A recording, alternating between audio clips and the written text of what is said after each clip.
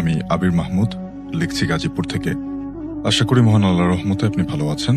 আজকে যে ঘটনাটা লিখে পাঠাচ্ছি সেটা আমার বড় খালার কাছ থেকে শোনা। আমার খালুর বাড়ি যশোর জেলার কেশবপুর থানার কাশিমপুর গ্রামে। ঘটনাটা সেখানকারই, এবং এই ঘটনাটি সেখানকার সকল প্রবীণরাই জানেন। ঘটনার সূত্রপাত ঘটে 7 বছর বয়সী একটা বাচ্চা মেয়েকে নিয়ে। শফিন ভাই, যখনকার কথা বলছি তখন ওই এলাকার জনসংখ্যার ছিল খুবই কম, এবং তাদের মধ্যে বেশিরভাগ মানুষই হিন্দু ধর্মের ছিলেন।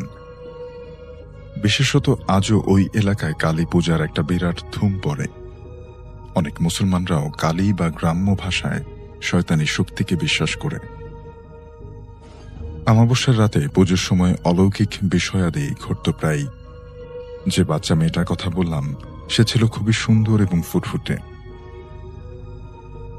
একদিন সবাই হঠাৎ করেই খেয়াল করলেন যে সে হারিয়ে গেল। গ্রামের সবাই বলাবলি করতে লাগলো যে ওকে কালিতে নিয়ে গেছে। তার পরিবার অনেক খোঁজাখুঁজি করেও কোথাও তাকে পেল না। এভাবে প্রায় 3 মাস যাবার পরে তারা সিদ্ধান্ত নিলেন যে প্রয়োজনে মেয়েকে ফিরে পাবার জন্য কালীকে পূজা দিবেন। সেই অনুযায়ী অমাবস্যার রাতে তার মা বাবা বাড়ির পাশের সেই কালীতলায় গেল। সেখানে একটা বিরাট বড় শিমুল গাছ ছিল, আজও আছে। পাশে একটা ছোট পুকুর। ওনারা সেই গাছে সিঁদুর মাখিয়ে কালীর উপাসনা করতে শুরু করেন, কিন্তু সারা রাত কোনো সাড়া পাননি। শেষ রাতের দিকে হঠাৎ স্ত্রী লোকটার শরীর অদ্ভুতভাবে শক্ত হয়ে যায়, একদম ফিট লাগার মতো। অর্থাৎ মানুষ যখন অবচেতন হয়ে পড়ে তখন শরীরটা যেমন শক্ত হয়ে যায়, ফিট পড়া যেটাকে আমরা বলে থাকি সচরাচর, ঠিক তেমনটা হয়ে গেল। তারপর হঠাৎই সে তার কণ্ঠ পরিবর্তন করে আমি তোদের মেয়েকে দেব না, ওকে আমার কাছে রেখে দেব। মেয়েটার বাবা তখন অনেক কাকুতি মিনতি করতে লাগলেন। তখন সেই কালী বলে, ওকে ফিরিয়ে দিতে পারি, তবে কয়েকটা শর্ত আছে। তিনি বললেন তিনি সব শর্ত মানতে রাজি আছেন। তখন সে বলে, আগামী 3 মাস আমার পুজো করবি। মেয়েকে ফেরত পাবার পর থেকে বাড়িতে কখনো গরুর মাংস আনবি না বা খাবি না, আর তোর মেয়েকে কখনো বিয়ে দিতে পারবি না। মেয়ের বাবা তখন শর্ত মানতে রাজি হয়। এরপর 3 মাস প্রত্যেক অমাবস্যার রাতে তারা ওই কালীতলায় পুজো দিতেন। 3 মাস পর সে রাতেও তারা পূজা দিতে গিয়েছিলেন। গভীর রাতে হঠাৎ পেছন থেকে তারা তাদের মেয়ের কণ্ঠস্বর শুনতে পান। পেছনে তাকিয়ে দেখেন তাদের মেয়ে দাঁড়িয়ে আছে। কালী পূজার সময় মা কালীর মূর্তিতে যেমন গয়নাগাটি দিয়ে সাজানো গোছানো থাকে, তাদের মেয়ের পুরো শরীরেও তেমনি সোনার অলংকার দিয়ে সাজানো। বাবা মা তাদের মেয়েকে তখনই বাড়ি ফিরিয়ে আনেন। বাড়ি ফেরার আগে একটা অদৃশ্য কণ্ঠস্বর তাদেরকে উদ্দেশ্য করে বলে, এখন থেকে তোর মেয়ে বড় না হওয়া অব্দি তোরা আমার পূজা দিবি, আর বড় হবার পরও এসে যেন আমাকে পূজা দেয়। ওনারা তখন রাজি হয়ে বাড়ি ফিরে আসে। এরপর থেকে তাদের অবস্থার পরিবর্তন হয়ে যায়। মেয়ের সাথে করে আনা সোনার অলংকার বিক্রি করে তারা রীতিমতো গ্রামের মোড়ল বনে যায়। সেই মেয়ে বড় হয়ে যাবার পরে এক রাতে সে ঘুম ভেঙে দেখে সে তার ঘরে নেই, গাছপালার ভেতরে শুয়ে আছে। ও তখন বেশ ভয় পায়। তখন হঠাৎ করে শুনতে পায় কোনো একজন মহিলা যেন গীত গাইছেন, খুব মায়াবী সেই কণ্ঠস্বর। সে তখন সেদিকে এগিয়ে যায় এবং কিছু দূর সামনে গিয়ে দেখে যে সেই শিমুল গাছটার গোড়ায় একজন মহিলা বসে আছে। সে তার আরো নিকটে যায় এবং জিজ্ঞেস করে, আপনি কে? তখন সেই মহিলা মুখ তুলে তার দিকে তাকালে সে দেখে সাক্ষাৎ মা কালী তার সামনে বসে আছে। তারপর থেকে সে ওই কালীতলায় গিয়ে পুজো দিতে শুরু করে। এরপর প্রত্যেক অমাবস্যাতেই পুজো শেষ করে সাথে কোনো না কোনো সোনার জিনিস সে নিয়ে আসতে থাকে। একবার তার সমবয়সী এক মেয়েকে সাথে নিয়ে সে পুজো দেবার জন্য যায়। পরদিন সেই মেয়ে পুরো গ্রামে ছড়িয়ে দেয় কিভাবে কি ঘটে। সে জানায়, অমাবস্যার রাতে ওই শিমুল গাছের নিচে পুরোপুরি বিবস্ত্র হয়ে সে সিঁদুর গায়ে মেখে পাগলের মতো নাচানাচি করে কালীর পুজো করে। আর তারপর কালীতলার সেই পুকুরে ভেসে ওঠে সোনার একটা নৌকা। তাতে থাকে আরো অনেক সোনার অলংকার। গ্রামবাসীরা তখন ভয়ে সেই কালীতলায় যাওয়া বন্ধ করে দিল। আর ওই মেয়ের কথা গ্রামের সবাই এমনিতেই জানত। বেশ কয়েক বছর পরে মেয়েটা যখন আরেকটু বড় হয়, তখন পরিবার থেকে একটা ভালো ছেলে দেখে তার সাথে বিয়ে দিয়ে দেয়। বিয়ের পর ওই মেয়ের ঘরের মাটি ফুঁড়ে 7 ঘরা মোহর উঠে আসে। তারা দুহাত ভরে খরচ করেও একটা ঘরাও শেষ করতে পারে না।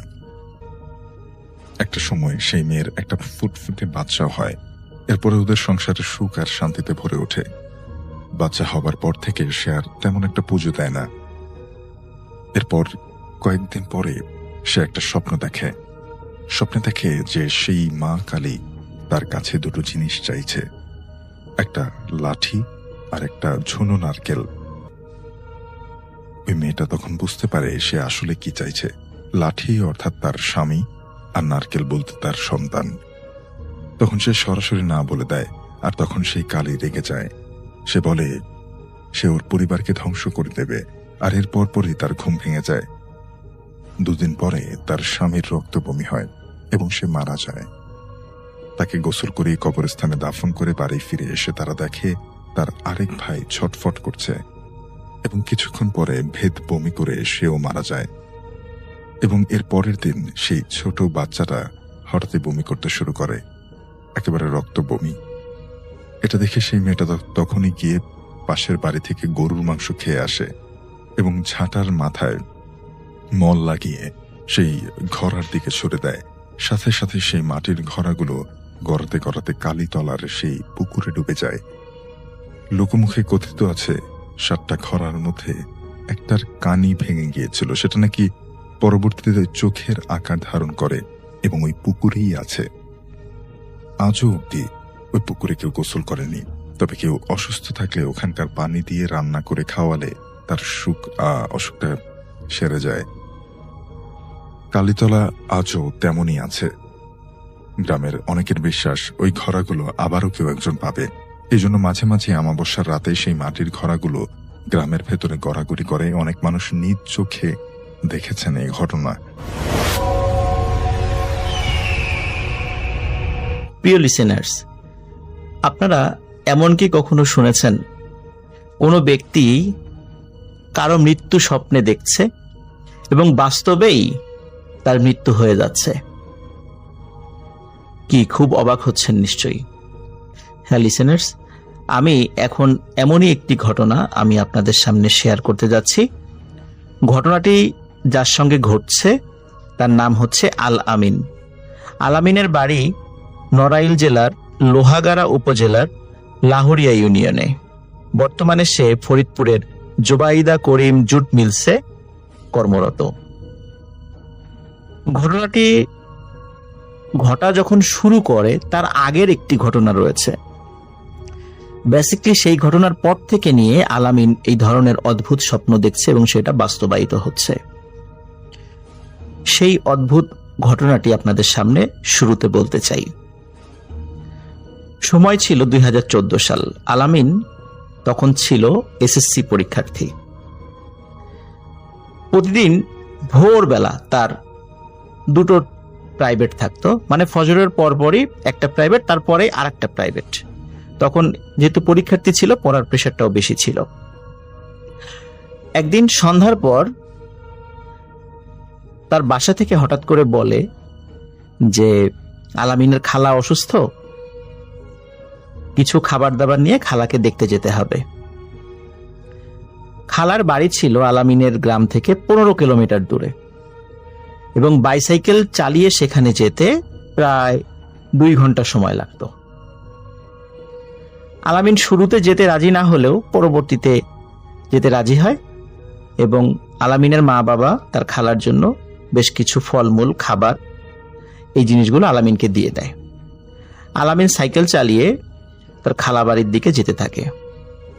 এখানে একটা বিষয় বলে রাখা ভালো, তার খালা বাড়ি যেতে পথে বেশ কয়েকটা ভয়ানক প্লেস পড়ে, যেমন বিশাল একটি বিল, একটি শ্মশান, বট গাছ, তাল গাছ, কবরস্থান, এরকম বেশ কিছু জায়গা পড়ে।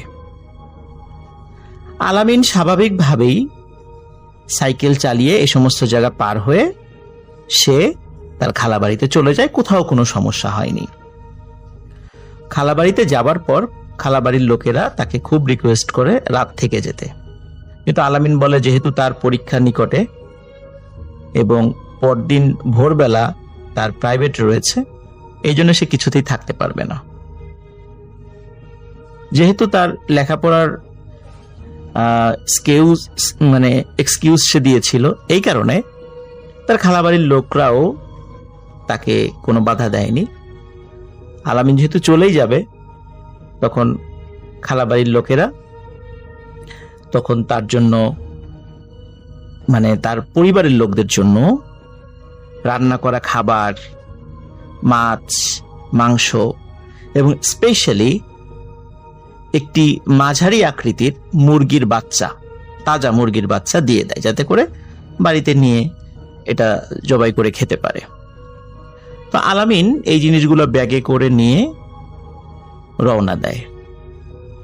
ওই মুরগির বাচ্চাটা ব্যাগের মধ্যে এমন ভাবে রেখেছে যাতে করে কোনোভাবেই এটি চাকার সাথে টাচ না করে, এবং এই ব্যাগগুলো আলামিন সাইকেলের পেছনে না রেখেছিল সামনের হ্যান্ডেলের সাথে। আর মুরগির বাচ্চাটা খুব সতর্কভাবে রেখেছিল, কোনোভাবেই যেন চাকার সাথে টাচ না করে এবং আঘাত না খায়। আলামিন সাইকেল নিয়ে খালাবাড়ি থেকে বিদায় নিয়ে চলে যেতে থাকে। শুরুতেই বলেছি দূরত্ব কিন্তু 15 কিলোমিটার, প্রায় 2 ঘন্টা সময় লাগে যেতে। আলামিন সাইকেল নিয়ে যাওয়া শুরু করে। যেতে যেতে একটি মাঠের কাছে সে চলে আসে। মাঠের কাছে যখন সে চলে আসে, তখন এখানে এসে রাস্তা 2 দিকে চলে গেছে। তখন আলামিন চিন্তা করে যে এই 2 দিকের রাস্তা একটি শর্টকাট রাস্তা আর একটা দীর্ঘ রাস্তা, যেই দীর্ঘ রাস্তা দিয়ে সে সন্ধ্যার পরে বাইসাইকেল চালিয়ে এসেছে। আলামিন চিন্তা করে এত দূর সাইকেল চালিয়ে এসেছে, আমি শর্টকাট রাস্তাতেই যাওয়া ভালো। ওইখানে শর্টকাট রাস্তাতে যাওয়ার সময় একটা বাজার পড়ে, নাম হলো সত্র বাজার। সত্র বাজার থেকে বাজার হয়ে আলামিন যেতে থাকে। যেতে যেতে সে একটি আরেকটা গ্রামের কাছে সে চলে আসে। এই গ্রামটা ছিল হিন্দু পাড়া, সেখানে প্রায় সবাই হিন্দু পরিবার বসবাস করে। আর এই দিক দিয়ে যেহেতু যাচ্ছে, সে চিন্তা করছে যে এই দিক দিয়ে যাওয়ার পথে কিন্তু আরেকটা শ্মশান পড়ে, কবরস্থানও আছে। এখন আলামিন যেটা ভাবছে সেটা হচ্ছে যে যেহেতু অন্য রাস্তা দিয়ে যেতে গেলেও একই সমস্যা ফেস করব, আর এদিক দিয়ে যেহেতু মানুষদের বাসাবাড়ি আছে, পরিচিত বাসাবাড়িও পাওয়া যাবে, কোনো সমস্যা আপদ বিপদ হলে তাদের হেল্প নেওয়া যাবে, এই জন্য আলামিন এই শর্টকাট রাস্তাটা বেছে নেয়। আলামিন ওই হিন্দু পাড়ার মধ্য দিয়ে সাইকেল নিয়ে যেতে যেতে যেতে যেতে হঠাৎ একটা জায়গায় একটা লম্বা তাল গাছ দেখতে পায়। আলামিন এইটা খেয়াল করে যে তাল গাছের পাশ দিয়ে একজন মহিলা, চুল খোলা এবং তার ওড়নাটা মাটিতে গড়াগড়ি খাচ্ছে। সে সোজা রাস্তার পাশ দিয়ে হেঁটে বিলের মধ্যে নেমে গেল। আলামিন এটা দেখে প্রথমে খুব ভয় পায় যে কি ব্যাপার, সে কি ঠিক দেখলো না ভুল দেখলো।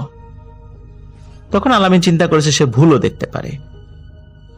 এই কথা চিন্তা করে আলামিন আবার সাইকেল চালানো শুরু করে। সাইকেল চালাতে চালাতে যখন সাইকেল একটি ব্রিজের কাছে উঠবে ভাব, তখন হঠাৎ করে ব্যাগের মধ্যে থাকা মুরগির বাচ্চাটি প্রচন্ড শব্দে আর্তনাদ করে ওঠে। আলামিন চিন্তা করে কি ব্যাপার, হঠাৎ করে মুরগির বাচ্চা এভাবে শব্দ করলো কেন। আলামিন সাইকেল থামায়। সাইকেল থামিয়ে মুরগির বাচ্চা যেই ব্যাগে রেখেছিল সেই ব্যাগটি খোলে, কিন্তু খুলেই আলামিন হতভম্ব হয়ে যায়। মনে হচ্ছে ওই মুরগির বাচ্চার কেউ ঘাড় ভেঙে এমন ভাবে ভেঙেছে যে ফিনকি দিয়ে রক্ত বের হচ্ছে। আলামিন চিন্তা করে কোনোভাবে হয়তো বা সাইকেলের সামনের চাকার মধ্যে ব্যাগটা চলে গেলেও যেতে পারে, যার ফলে মুরগির বাচ্চাটির মাথা হয়তোবা সাইকেলের মধ্যে ঢুকে গেছে, চাকার মধ্যে ঢুকে গেছে, যার ফলে এই দুর্ঘটনা ঘটেছে। কিন্তু আলামিন এই প্রশ্নের কোনো উত্তর পায় না যে সে যেভাবে ব্যাগটি রেখেছিল কোনোভাবেই মুরগির বাচ্চা সাইকেলের চাকার মধ্যে যাওয়ার কথা নয়, কিন্তু এটা কিভাবে ঘটলো। আলামিন চিন্তা করে হয়তোবা যাই হোক কোনো ভুলের কারণে চলেও যেতে পারে, যেহেতু গ্রামের মেঠো পথ, রাস্তার এবড়ো থেবড়ো রাস্তা, রাস্তায় ঝাঁকি লেগে ব্যাগ এলোমেলো হয়ে সাইকেলের চাকার মধ্যে ঢুকে যেতে পারে।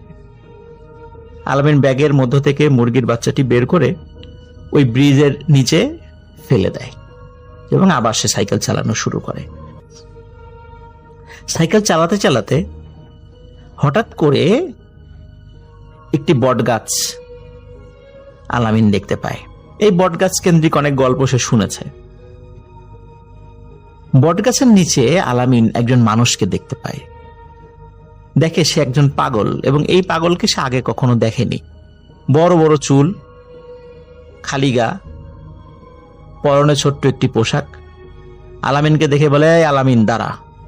আলামিন খুব অবাক হয়, কি ব্যাপার, তার নাম ধরে তাকে দাঁড়াতে বলছে। আলামিন দাঁড়ায়। আলামিন দাঁড়ানোর পরে ওই পাগলটি বলছে যে তুই যেদিক দিয়ে যাচ্ছিস ওদিক দিয়ে যাওয়ার দরকার নাই। পাগল আরেকটি রাস্তা দেখিয়ে দেয়। যে রাস্তাটি দেখিয়ে দেয় ওই রাস্তাটি একটি বাজারের দিকে গিয়েছে। বাজারটির নাম হচ্ছে বাতাসি বাজার। আলামিন চিন্তা করে যে এই রাতের বেলা এই পাগল তাকে একটা রাস্তা দেখিয়ে দিচ্ছে, সে পাগলের কথা কেন শুনবে, এই চিন্তা করে সে পাগলের কথা শোনে না। কথা না শুনে সে যেই পথ দিয়ে যাচ্ছিল সেদিকে যাওয়া শুরু করে। আলামিন সাইকেল নিয়ে যাচ্ছে, যেতে যেতে হঠাৎ করে আলামিনের যে সমস্যা আলামিন ফেস করে সেটা হচ্ছে সাইকেলের চেন পড়ে যাওয়া শুরু করে। ঘন ঘন সাইকেলের চেন পড়ে যাচ্ছে এবং সে বারবার সাইকেলের চেন উঠাচ্ছে। খুবই বিরক্তিকর একটি বিষয়। কিন্তু আলামিন বুঝতে পারছে না যে কি ব্যাপার, কি হলো, এতটা পথ পাড়ি দিয়ে আসলাম, কোনো সমস্যা হলো না। এই পাগল বলল যে একটা পথে যেতে, ওদিকে না গিয়ে আমার পছন্দ মতো পথ দিয়ে আগাচ্ছি, তা হঠাৎ করে সাইকেলের চেন পড়ছে। আলামিন মনে করে হয়তোবা সাইকেলের কোনো যান্ত্রিক ত্রুটির কারণে সাইকেলের চেন পড়তেও পারে। সে বারবার চেন উঠাচ্ছে আর সাইকেল চালাচ্ছে, কিন্তু সে খুব বিরক্ত হয়ে যাচ্ছে যে এইভাবে তো আর কতক্ষণ সে এইভাবে সাইকেল নিয়ে চালাতে পারবে, কারণ এতবার চেন পড়লে আসলে সাইকেল চালানো সম্ভব নয়। আর তখনও তার গন্তব্য থেকে দূরত্ব ছিল 3 থেকে 4 কিলোমিটার। সে চিন্তা করছে 3 থেকে 4 কিলোমিটার তো সাইকেল ঠেলে ঠেলে নিয়ে যাওয়া কঠিন। তারপরও সে চেষ্টা করছে আর কি যতদূর সম্ভব চালিয়ে যাওয়ার জন্য। আলামিন সাইকেল এভাবে চালাতে চালাতে একটি কবরস্থানের কাছে চলে আসে। যখনই কবরস্থানের কাছে চলে আসে আলামিন বিকট একটি গন্ধ পায়, মনে হচ্ছে পচা লাশের গন্ধ। আলামিন একটা বিষয়ে চিন্তা করে যে লাশের গন্ধটা কোথা থেকে আসছে। চিন্তা করে হয়তোবা কোনো ভাঙা কবর থেকে এটা আসতেই পারে, যেহেতু পাশেই কবরস্থান। কিন্তু আলামিন খেয়াল করে না, এই গন্ধটি কবরস্থান থেকে আসছে না, এটি আসছে সামনের দিক থেকে, মানে রাস্তা থেকে। তার মানে রাস্তায় কোনো কিছু, এমন কিছু পড়ে আছে যেটা থেকে তীব্র গন্ধ বের হচ্ছে। আলামিন ভাবে হয়তোবা রাস্তায় কোনো মরা কোনো প্রাণী পড়ে থাকতে পারে যেটা পচে গেছে, যেটা থেকে দুর্গন্ধ আসতে পারে। তা আলামিন এটা ভেবে আবার সে সাইকেল চালানো শুরু করে। কবরস্থান পার হয়ে আরেকটি ব্রিজ রয়েছে। আলামিন স্বাভাবিকভাবে ব্রিজে ওঠার জন্য সাইকেলটা স্পিডটা বাড়িয়ে দেয়। যেহেতু ব্রিজটা উঁচু দিকে, সাইকেলটা নর্মাল স্পিডে চালালে সাইকেল ব্রিজে উঠবে না, এই জন্য স্পিডটা বাড়িয়ে দেয়। কিন্তু অদ্ভুত ব্যাপার, আলামিন খেয়াল করে যে এখন সাইকেলের চেন পড়ছে না, সাইকেল সে চালাতে পারছে। কিন্তু সেই সাথে আরেকটা বিষয় আলামিন খেয়াল করে যে সে যেই গতিতে সাইকেল চালাচ্ছে, সাইকেলের গতি সেটা নেই, গতি অনেক কম। হঠাৎ করে আলামিনের কপালে এবং নাকে পাখির ডানার আঘাত লাগে। শত শত পাখি তার মুখের সামনে দিয়ে উড়ে যাচ্ছে, সবই কালো রঙের পাখি। কারণ চাঁদের আলোতে সেটা দেখা যাচ্ছিল। কিন্তু আলামিন বুঝতে পারছে না যে রাতের বেলা এত পাখি কোথা থেকে আসলো। সাধারণত রাতের বেলা বাদুড় বা নিশাচর প্রাণী ছাড়া তো অন্য কোনো পাখি দেখা যায় না, কিন্তু এত পাখি কোথা থেকে আসছে। এবং মনে হচ্ছে পাখিগুলো তাকে ব্রিজে উঠতে দেবে না, যে কোনোভাবেই এই ব্রিজে উঠা তারা থামাবে। কিন্তু আলামিন নাছর বান্দা, সে এই সব প্রতিকূলতা পার হয়ে ব্রিজে ওঠে। কিন্তু ব্রিজে ওঠার পর সে একটা অদ্ভুত বিষয় খেয়াল করে। সে দেখে একটি মহিলা, তার হাতে সাদা কোনো কিছু একটা, মনে হচ্ছে যে অনেকদিন পানির নিচে থাকার ফলে কোনো মানুষ যাদের শরীরে কোনো লোম নাই, তারা যেমন পানির নিচে কয়েকদিন থাকার পরে সাদা ফ্যাকাশে হয়ে যায়, ওরকম ছোট্ট ফ্যাকাশে কিছু একটা। চাঁদের আলোতে আলামিন স্পষ্টভাবে দেখতে পায় যে ওটি একটি বাচ্চার ডেড বডি, এবং ওই মহিলা ওই বাচ্চার ডেড বডি থেকে খুবলে খুবলে কিছু একটা খাচ্ছে। আলামিন ওই দৃশ্য দেখে আর সহ্য করতে পারেনি। তখন সে সেখানেই সেন্সলেস হয়ে পড়ে যায়, এবং সেন্সলেস হয়ে পড়ার আগে সে প্রচন্ড জোরে একটা চিৎকার করে। ওদিকে আলামিনের যে মামা, ওনার আবার বাতাসি বাজারে ওনার ব্যবসা বাণিজ্য ছিল, দোকান ছিল। উনি ওই দিন কোনো কারণে দোকান বন্ধ করতে দেরি হয়ে যায়। তো উনি এই দোকান বন্ধ করে যখন বাড়িতে ফিরছিলেন, তখন উনি বাড়ি থেকে বেশ দূরে ছিলেন। তখন আলামিন যে প্রচন্ড জোরে চিৎকার করেছিল, আলামিনের মামার কানে সে শব্দটি গিয়েছিল। তখন উনি কি হলো এই চিন্তা করে আবার পেছনে আসে। পেছনে এসে আলামিনকে অজ্ঞান অবস্থায় পায়। তো আলামিনের সাইকেলের সাথে থাকা ব্যাগ এবং আলামিনকে সাথে নিয়ে উনি বাড়ির দিকে যাওয়া শুরু করেন। কারণ ওনার কাছে ফোন ছিল, ফোনে অন্য লোকদেরকে খবর দেন, তারাও চলে আসে। সবাই মিলে আলামিনকে ধরাধরি করে তার নানার বাড়িতে নিয়ে যায়। পাশে তার নানা বাড়ি ছিল, সেখানে নিয়ে যায়। যে রাত্রে এই ঘটনাটি ঘটে, এটি ছিল বুধবার। পরের দিন বৃহস্পতিবার দিন সকালে ইসলাম ফকির নামক একজন ব্যক্তির কাছে ট্রিটমেন্টের জন্য নিয়ে যাওয়া হয়। কিন্তু ইসলাম ফকির তাকে জ্ঞান ফেরাতে পারে না। আলামিনের জ্ঞান ফেরে গিয়ে শুক্রবারে আলামিনের যখন জ্ঞান ফেরার পর আলামিন অদ্ভুত কিছু শব্দ বলতে থাকে, যেটা পাশের লোকজন শুনেছে, কিন্তু সেই শব্দের কোনো মিনিং বের করা যাচ্ছিল না। এভাবে আলামিনের আচরণে কিছু পরিবর্তন দেখা দেয়। সে কাউকে কাছে পেলে মারার জন্য উদ্যত হয়, এবং সে জিজ্ঞেস করে, এই তুই নামাজ পড়েছিস কিনা, ভালো কাজ করেছিস কিনা, এই ধরনের কথা জিজ্ঞেস করে, এবং তাকে মারার জন্য উদ্যত হয়। সবাই তাকে ভয় পেতে থাকে। মোটামুটি ঝাড়ফুঁকের ফলে সে 7 দিন কি 10 দিনের মাথায় সে সুস্থ হয়ে যায়। সুস্থ হওয়ার পর সে পরিবারের কাছে সব ঘটনা খুলে বলে যে আমার সাথে এই ঘটনা ঘটেছে। কিন্তু আরো অদ্ভুত ব্যাপার হচ্ছে, তার মামা বলে যে সেই মুরগিটা তুই কি ফেলে দিয়েছিলিস ব্রিজ থেকে? বলে হ্যাঁ, ফেলে দিয়েছিলাম। বলে না, তোর ব্যাগের মধ্যে তো সেই মুরগি আমরা পেয়েছি। আলামিন বিশ্বাস করে না যে না, এই ব্রিজ থেকে তো আমি মুরগিটা ফেলে দিয়েছিলাম, এবং সেটার মাথা ভেঙে রক্ত বের হয়ে গিয়েছিল। মানে মাথা বলতে ঘাড় ভেঙে, ওটার বাঁচার আর কোনো সম্ভাবনা ছিল না, এই জন্য আমি ফেলে দিয়েছিলাম। তখন আলামিনের মামা আলামিনকে সাথে নিয়ে সে মুরগির কাছে নিয়ে যায়। এটা আমরা গ্রামের ভাষা এটাকে পলো বলি। পলোর মধ্যে এই মুরগির, আবার হাঁসের বাচ্চা, মুরগির বাচ্চা, এগুলো রেখে দেওয়া হয়, রেখে ওর উপর থেকে খাবার দেওয়া হয়। পলো দিয়ে মাছও ধরে। গ্রামের অনেকে এই পলোর সাথে পরিচিত থাকবেন অবশ্যই। তো আলামিনের মামা দেখায় ওই পলোর মধ্যে যে এই যে দেখ সেই মুরগিটা, এই মুরগিটাই তোর ব্যাগের মধ্যে আমি পেয়েছিলাম। আলামিন দেখে আসলেই তো তাই, এটাই তো সেই মুরগি যে মুরগিটা তার খালা বাড়ি থেকে দিয়ে দিয়েছিল, এবং যেটা আহত অবস্থায় সে ফেলে দিয়েছিল। সম্পূর্ণ অক্ষত অবস্থায় এই মুরগিটা কিভাবে আসলো আবার? আলামিনের আত্মীয় স্বজন খুব ভয় পেয়ে যায়। ওই সময়টা ছিল সন্ধ্যার সময়। সাথে সাথে ওই মুরগিটা পলো থেকে ছেড়ে দেয়া হয়, এবং মুরগিটা দৌড় দিয়ে জঙ্গলের মধ্যে মিলিয়ে যায়, পাশে ঝোপঝাড় ছিল সেখানে মিলিয়ে যায়, এবং ওই মুরগিটা পরবর্তীতে আর কেউ কখনো দেখেনি। যাই হোক, এরপর থেকে আলামিন অদ্ভুত কিছু স্বপ্ন দেখতে থাকে। সেই স্বপ্নে সে দেখে তার আত্মীয় স্বজন, একদম নিকট আত্মীয় স্বজন মারা যাচ্ছে। প্রথমে দেখে তার মামিকে, তার মামির মৃত্যু সে স্বপ্নে দেখে। যে রাত্রে স্বপ্নে দেখেছে তার পরের দিনই মামির মৃত্যুর খবর তারা পায়।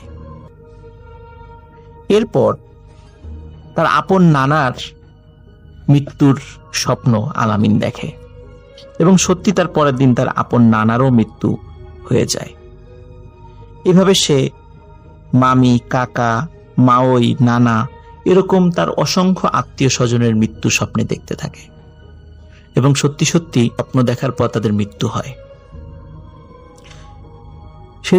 সে যে শুধু আত্মীয় স্বজনের মৃত্যু দেখেছে তা কিন্তু নয়, সে পাড়া প্রতিবেশী অনেকেরই এই মৃত্যুর স্বপ্ন দেখেছে এবং সেটা বাস্তবায়িত হয়েছে। প্রিয় লিসেনার্স, আপনারা একটি মর্মান্তিক দুর্ঘটনার কথা অনেকেই স্মরণ করতে পারবেন। এই কিছু মাস আগে মে মাসে মাওয়ায় ভয়াবহ স্পিড বোট দুর্ঘটনা ঘটে, এবং সেই দুর্ঘটনায় ২৬ জনের মৃতদেহ উদ্ধার করা হয়। এই দুর্ঘটনা যেদিন ঘটে তার আগের রাত্রে আলামিন স্বপ্ন দেখে তার মামাতো বোন, তার নাম হচ্ছে রজনী, এই রজনীর হাজবেন্ড সে নৌকা ডুবে মারা গেছে। পরের দিন সে সকালে রজনীর কাছে ফোন করে, তোমরা সবাই ঠিকঠাক আছো? ভাই ঠিক আছে? বলে হ্যাঁ ঠিক আছে। বলে যে সে তো ঢাকা আছে, ঢাকা থেকে আজকে ফেরার কথা, মানে বাড়িতে আসবে। ঘণ্টাখানেকের মধ্যে একটি দুঃসংবাদ সবাই পায়। মাওয়ায় ভয়াবহ স্পিডবোট দুর্ঘটনায় ২৬ জন মানুষ মারা যায়, তার মধ্যে তার মামাতো বোন রজনীর হাজবেন্ডও ছিল। আসসালামু আলাইকুম রাসেল ভাই, আশা করছি আপনি ভালো আছেন। রাসেল ভাই, আমি শাকিল আহমেদ, লালমনিরহাট জেলার খুবই প্রত্যন্ত একটি গ্রাম থেকে আপনাকে ঘটনা পাঠাচ্ছি। আর আজকে আমি যেই ঘটনাটি আপনার সঙ্গে আজকে শেয়ার করব, এই ঘটনাটি আমাদের এলাকার বহু বছর আগের একটি রহস্যময় ঘটনা। এই ঘটনাটি আমি আমার দাদার কাছ থেকে শুনেছিলাম। তো রাসেল ভাই, সরাসরি আমি ঘটনায় চলে যাচ্ছি। ঘটনাটা আজ থেকে প্রায় ৩০ বছর আগের একটা ঘটনা। আমাদের এলাকার পাশের একটা গ্রামে বাস করতেন এক নব দম্পতি। বিয়ের প্রায় আরও ১৩ বছর কেটে গেলেও তাদের কোনো সন্তান হচ্ছিল না। বিভিন্ন রকমের অ্যালোপ্যাথি চিকিৎসা, তারপর কবিরাজি চিকিৎসা, গাছতন্ত্র চিকিৎসা, তাবিজ কাবিজ, বিভিন্ন রকমের মাজারে গিয়ে মান্যত সহ সবই করেছিল। যা মানে যেটাই বলেছে তাদেরকে, তারা সেটাই করেছে। সেটা কত কষ্টসাধ্য হোক বা কত ব্যয়বহুল হোক সেটা কখনোই তারা ভেবে দেখেনি। কিন্তু এত কিছুর পরেও তাদের কোনো ফল হয়নি। সময়ের সঙ্গে সঙ্গে তারা মানসিকভাবে এমনভাবে ভেঙে পড়তে থাকেন যেন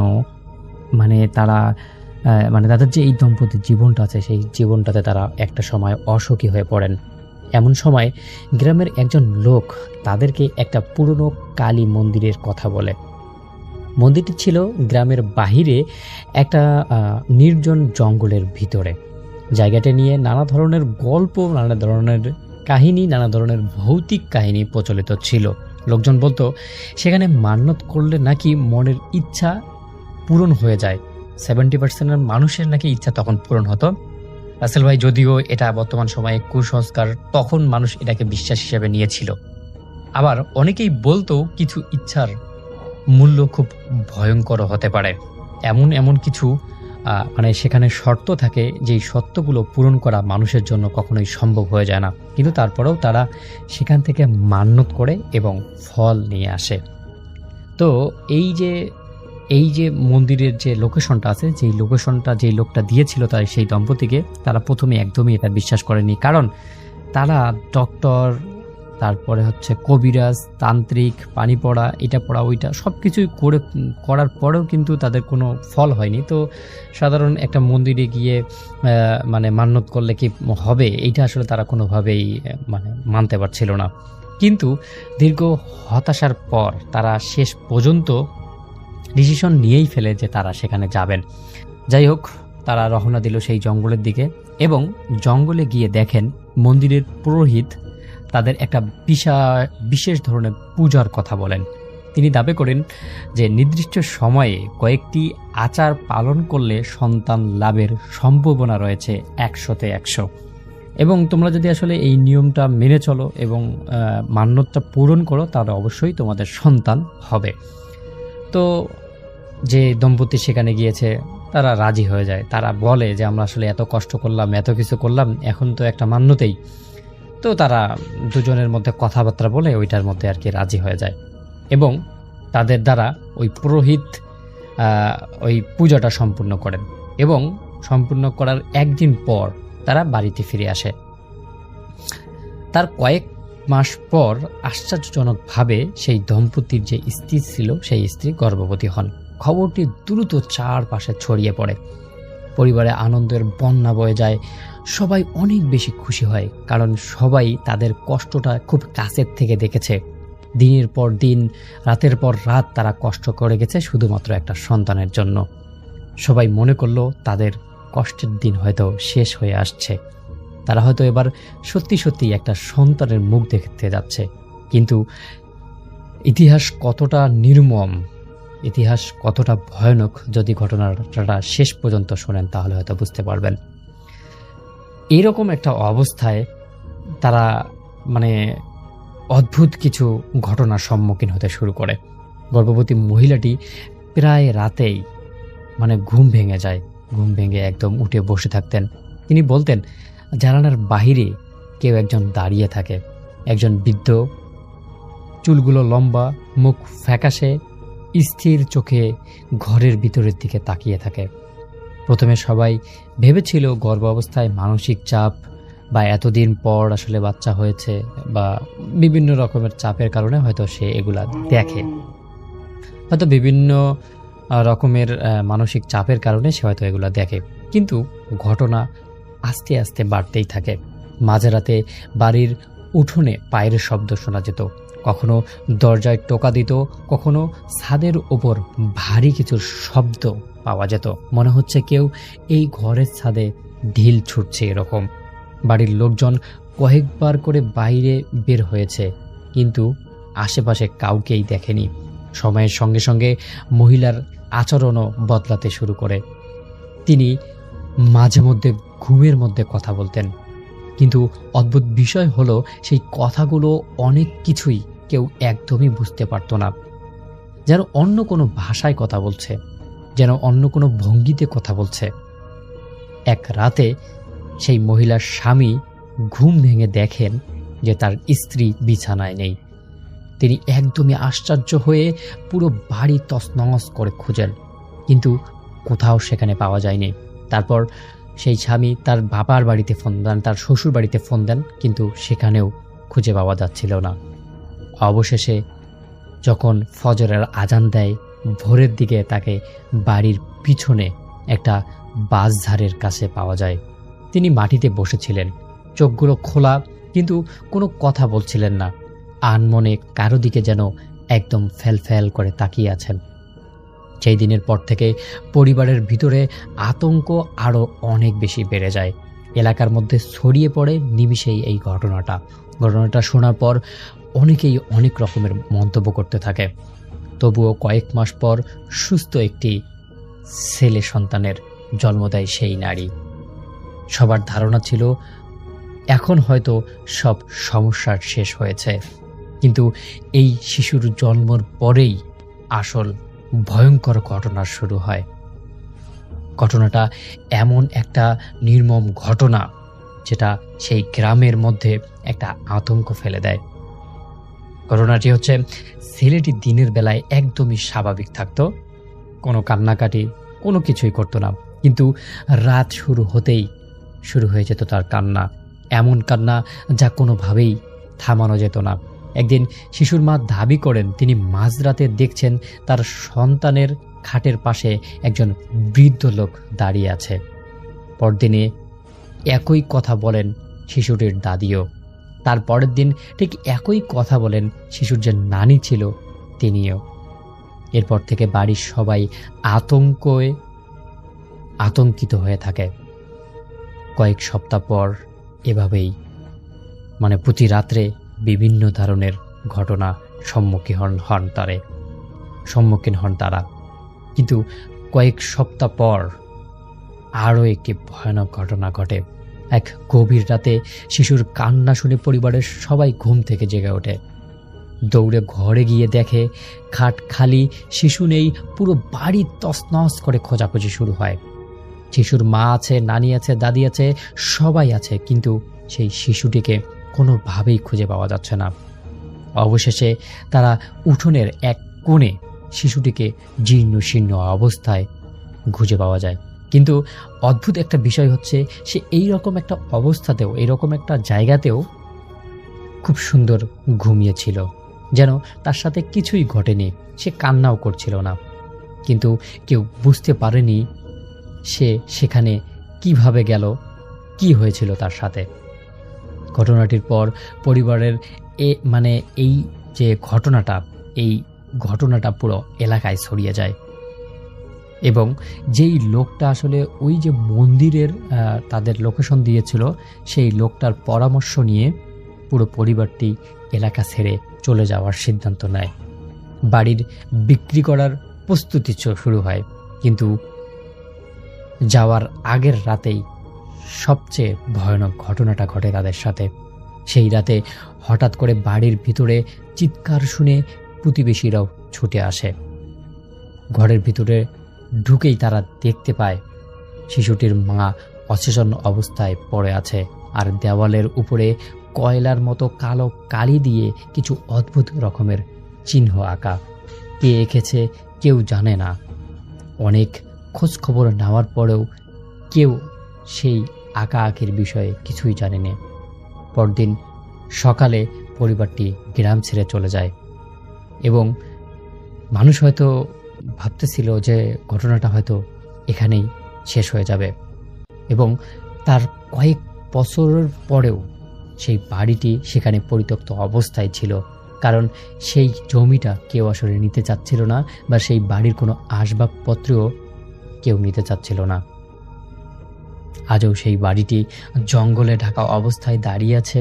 গ্রামের বৃদ্ধরা বলেন ঘটনাগুলোর পিছনে হয়তো কোনো অতি প্রকৃত রহস্য জড়িত ছিল। আবার অনেকেই বলেন দীর্ঘদিনের সন্তানহীনতা, মানসিক চাপ আর কুসংস্কারের ভয়েই পুরো পরিবারটি ধীরে ধীরে আতঙ্কগ্রস্ত হয়েছিল। ঘটনাটি কী ছিল সেটা হয়তো আর কোনোদিনও জানা যাবে না। তবে গ্রামের মানুষ আজও একটি কথা বলে, অন্ধবিশ্বাস কখনো কখনো মানুষের জীবনে এমন ভয় ডেকে আনে যা বাস্তব জীবনের চেয়েও অনেক বেশি ভয়ানক হয়ে ওঠে। সন্তান পাওয়ার আশায় কালী মন্দিরে করা সেই মান্যতেই শেষ পর্যন্ত একটি পরিবারের জীবনে এমন অন্ধকার নিয়ে এসেছিল, যার কথা আজও গ্রামের মানুষ ফিসফিস করে বলে। ঘটনাটি কতটুকু সত্য আর কতটুকু কুসংস্কার সেটা হয়তো কেউ জানে না, কিন্তু সেই বাড়িটি আজও পরিত্যক্ত অবস্থায় দাঁড়িয়ে আছে ঠিক সেই জায়গাতেই। রাসেল ভাই, এটাই ছিল ঘটনা। আমার নাম সুসময় ঘোষ, লিখছি পুরান ঢাকা থেকে। আমার সাথে কখনো কোনো ভৌতিক ঘটনা ঘটেনি, তবে কয়েকদিন আগে আমার পিসির কাছ থেকে একটা ঘটনা শুনেছিলাম। ঘটনাটি তাদের এক প্রতিবেশীর সাথে ঘটে, সেটাই আজ আপনাকে লিখে পাঠাচ্ছি। শাফিন ভাই, ঘটনাটা আমি পিসির ভাষাতেই লেখার চেষ্টা করছি, যদি ভালো লাগে প্লিজ পড়ে শোনাবেন। আমাদের পাশের বাড়ির বয়স্ক স্বামী স্ত্রী দুজনেই করোনা আক্রান্ত হয়ে পড়ে। হাসপাতালে নিয়ে যাবার কয়েকদিন পরে লোকটা মারা যায়, কিন্তু তার স্ত্রী তিনি বেঁচে ছিলেন। ওই লোকটা অনেক আগেই তার পরিবারকে বলে রেখেছিলেন যে তাকে যেন তার গ্রামে নিয়ে তার বাবার কবরের পাশে কবর দেওয়া হয়। কিন্তু কড়া লকডাউন থাকার কারণে তারা লাশটা গ্রামে নিতে পারে না। বাধ্য হয়ে তারা পাশের গ্রামে পাশের একটা কবরস্থানে তারা দাফন করে। এর ঠিক 2 দিন পর থেকে প্রতি রাতেই তাদের বাড়িতে অদ্ভুত সব ঘটনা ঘটতে থাকে। মাঝরাতে আচমকা কেউ একজন দরজায় ধাক্কাধাক্কি করে। দরজা খুললে দেখা যায় কেউ নেই সেখানে। 3 তলা বিল্ডিং, তারাই বাড়িটার মালিক। তারা থাকেন উপরের তলায়, আর নিচের 2টো ফ্লোর ভাড়াটিয়ারা থাকে। 2 দিন তাদের দরজায় এমন ধাক্কা পড়ার পর তার পরদিন থেকে তাদের ভাড়াটিয়ারদের দরজাও ধাক্কা পড়তে থাকে। এবং ঠিক ফজরের আজানের আগে বাড়ির মেইন গেটের একটা বিকট আওয়াজ হয়, যেন বিশাল বড় কিছু একটা দিয়ে গেটে আঘাত করা হচ্ছে খুব জোরে। অথচ দারোয়ান কাউকে দেখতে পায় না। রাত দুপুরে ঘুম ভেঙে সবাই একটা অদৃশ্য শক্তির সাথে চিৎকার করায়। সে যেন এক হুলস্থুল কাণ্ড। পরদিন রাতে সব পুরুষরা বাড়ি ফিরে ঠিক করে যে আগামীকালকে হুজুর ডেকে এনে বাড়ি বন্ধ করিয়ে নেবে। কিন্তু সেদিন রাতেই ঘটে আর একটা ভয়ানক ঘটনা। যে লোকটা মারা গিয়েছিল তার স্ত্রী সেদিনই হাসপাতাল থেকে সুস্থ হয়ে বাড়ি এসেছিলেন। পরিবারের সবাই মিলে বসে আলোচনা করছিলেন যে ওই লোকটার মিলাদ দেবার ব্যাপারে। ওনার স্ত্রী বলছিলেন যে কবর যেহেতু গ্রামে দিতে পারেনি, তাহলে অন্তত মিলাদটা যেন গ্রামে দেয়া হয়। কিন্তু পরিবারের বাকিরা বলতে লাগলো এই সময় গ্রামে গিয়ে মিলাদ দেয়াটা অনেক বেশি ঝামেলার। তাদের জোরাজোরিতে অবশ্য সেই মহিলা রাজি হন। আর ঠিক তখনই আচমকা একটা অদৃশ্য থাপ্পড়ে সেই মহিলা সোফা থেকে ছিটকে ফ্লোরে গিয়ে পড়ে। সবাই হতবাক হয়ে তাকিয়ে থাকে সেদিকে। সবাই শুনেছে চরের শব্দ। সবাই উঠে ওনাকে ধরাধরি করে ফ্লোর থেকে উঠালো। ঠিক তখন ঘরটা কেমন যেন একটা গুমোট হয়ে গেল। বাতাস ভারী হয়ে উঠল। একজন গিয়ে জানালাটা টেনে খুলে দিল। ঠান্ডা বাতাস এসে ঘরটা ভরে দিল। সবাই ঘরে চলে গেল। মহিলা বললেন উনি একটু পরে যাবেন। উনি বসে রইলেন একা একা। উনি বুঝতে পারছিলেন না যে কি হলো তার সাথে। বাড়ির সব আলো যখন নিভে গেল, মহিলাও তখন ঘুমিয়ে পড়লেন। ঠিক কতক্ষণ পর ঠিক তা জানা নেই, হঠাৎ ওনার ঘুম ভেঙে গেল। চোখ খুলে দেখেন সব জায়গা অন্ধকার। দেয়াল হাতড়ে লাইটটা জ্বালাবেন কিনা ভাবছেন, ঠিক এমন সময়ে একটা শব্দে তার বুকটা কেঁপে ওঠে। কেউ যেন কাঁদছে। স্পষ্ট বোঝা যাচ্ছে না, মনে হচ্ছে দরজার সামনেই আছে সে। মহিলা উঠেই ঘরের লাইট জ্বাললেন, আর ঠিক তখনই সেই কান্নার শব্দটা থেমে গেল। আর মনে হলো কেউ যেন বন্ধ দরজার ওপাশ থেকে হেঁটে চলে গেল। উনি যখন তখন দরজাটা খুলতে গিয়ে দেখেন কেউ নেই সেখানে। বেশ কিছুটা ভয় পান তিনি। দরজা বন্ধ করতে যাচ্ছিলেন, ঠিক তখন ওনার কাছে মনে হলো ছাদের সিঁড়ি ঘরে কেউ একজন আছে। গলা একটু জোরে নিয়ে উনি বললেন, কে ওখানে? আর ঠিক তখন যা ঘটল উনি কিছুতেই সেটা ভুলতে পারবেন না। উনি দেখলেন একটা কালো অবয়ব, না মানুষ না কোনো জন্তু, শুধুই একটা অবয়ব, পুরোটাই জমাট বাঁধা অন্ধকার। তার দিকে এগিয়ে আসছে। ভয়ের চোটে উনি নিজের পা নাড়তে পারলেন না। সেই জিনিসটা তার সামনে আসতে হঠাৎ তার মনে হলো এতক্ষণ উনি ভুল দেখেছেন। ওটা তো অন্ধকার না, অন্ধকার কোনো অবয়ব না, ওটা তো ওনার স্বামী। অর্থাৎ হঠাৎই সেই কালো জিনিসটা তার স্বামীর চেহারা ধারণ করে। এটা দেখে সে ওখানেই জ্ঞান হারিয়ে মাটিতে পড়ে যায়। জ্ঞান ফেরার পরে তিনি দেখেন তার পরিবারের সবাই তাকে ঘিরে দাঁড়িয়ে আছে। তার জানালায় দরজায় অনেক ধাক্কাধাক্কির শব্দে তারা এসে দেখে উনি দরজার সামনে অজ্ঞান হয়ে পড়ে আছেন। এই ঘটনার পরে ওই মহিলা সবাইকে জোর করে বলে যে মিলাদ গ্রামই হবে। পরদিন তারা বাড়িটাও একেবারে বন্ধ করিয়ে নেন এবং এরপর তাদের সাথে আর কোনো ঘটনা ঘটেনি।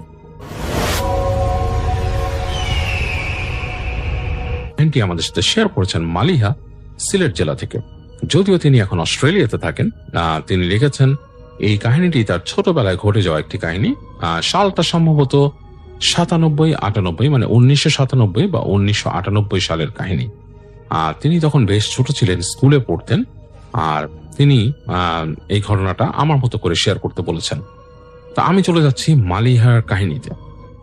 ঘটনাটি যখন ঘটে তখন মালিহা বেশ ছোট, তিনি তখন স্কুলে পড়েন এবং ছুটি পেলেই, স্কুল যখন ছুটি হতো, তিনি চলে যেতেন তার নানু বাড়িতে। এবং তার নানু বাড়ি তার জন্য বেশ আনন্দের একটা জায়গা ছিল, বেশ আনন্দ করতেন তিনি, কারণ সেখানে গেলে তার কাজিনদের দেখা পেতেন এবং তারা সারাক্ষণ আনন্দ করে কাটাতেন। খেলাধুলা, মানে গল্প গুজব, মানে তাদের ছোটদের যে আড্ডাটা থাকে, ছোটদের যে আনন্দের সময়টা থাকে, সেটা তিনি পার করতেন তার নানু বাড়িতে। তো সেই সময় তখন তারা গিয়েছেন নানু বাড়িতে বেড়াতে এবং যথারীতি মালিহা বিকেল বেলা তার কাজিনদের সাথে খেলাধুলা করছিলেন এবং খেলতে খেলতে বেশ সময় পার হয়ে গেল এবং তারা খেলাধুলার ফাঁকে একটা ব্রেক নিলেন এবং সেই ব্রেক যখন নিলেন তখন অলরেডি সন্ধ্যা গড়িয়ে গেছে, প্রায় 6টা-7টা বেজে গেছে, অন্ধকার হয়ে গেছে চারপাশ। এবং তখন মালিহা খেলতে খেলতে তার কাজিনের সাথে তাদের বাড়ি ফিরলেন। তো বাড়ি যখন ফিরলেন তখন প্রায় 7টা বেজে গেছে। তো তাদের বাড়ির একটা বর্ণনা তিনি দিয়েছেন যে বাড়িটা হচ্ছে এরকম যে মাঝখানে বিশাল একটা উঠোনের মতো এবং চারিপাশে অনেকগুলো ঘর এবং সেই ঘরগুলোর মধ্যে এক একটা ঘরে এক একজন থাকেন, এক একটা ফ্যামিলি থাকেন, তারা নিজেরা, তাদের কাজিনরা থাকেন আর কি, পুরো 51বর্তী একটা ফ্যামিলি। এবং বাসাটা এতটাই বড় যে এই রুম থেকে হেঁটে, এই ঘর থেকে হেঁটে যদি দূরের কোনো ঘরে যেতে হয় বেশ খানিকটা সময় চলে যায়, কয়েক মিনিট সময় লেগে যায়। তো মোটামুটি একটা বাসা বলতে গেলে বেশ বড়ই বলা চলে। তো সেদিন সন্ধ্যায় সে আর তার কাজিন খেলতে খেলতে যখন আসলো, তার কাজিনের নাম তিনি লিখেছেন ফারহানা। ফারহানার সাথে খেলতে খেলতে তিনি যখন বাসায় আসলেন, এসে তাদের আর বেশ ভালো লাগছে না। ঘরের মধ্যে কিছুক্ষণ তারা ঘোরাঘুরি করে তারা তার নানুকে বললেন যে তাদের আরেক কাজিন তার সাথে দেখা করতে চান।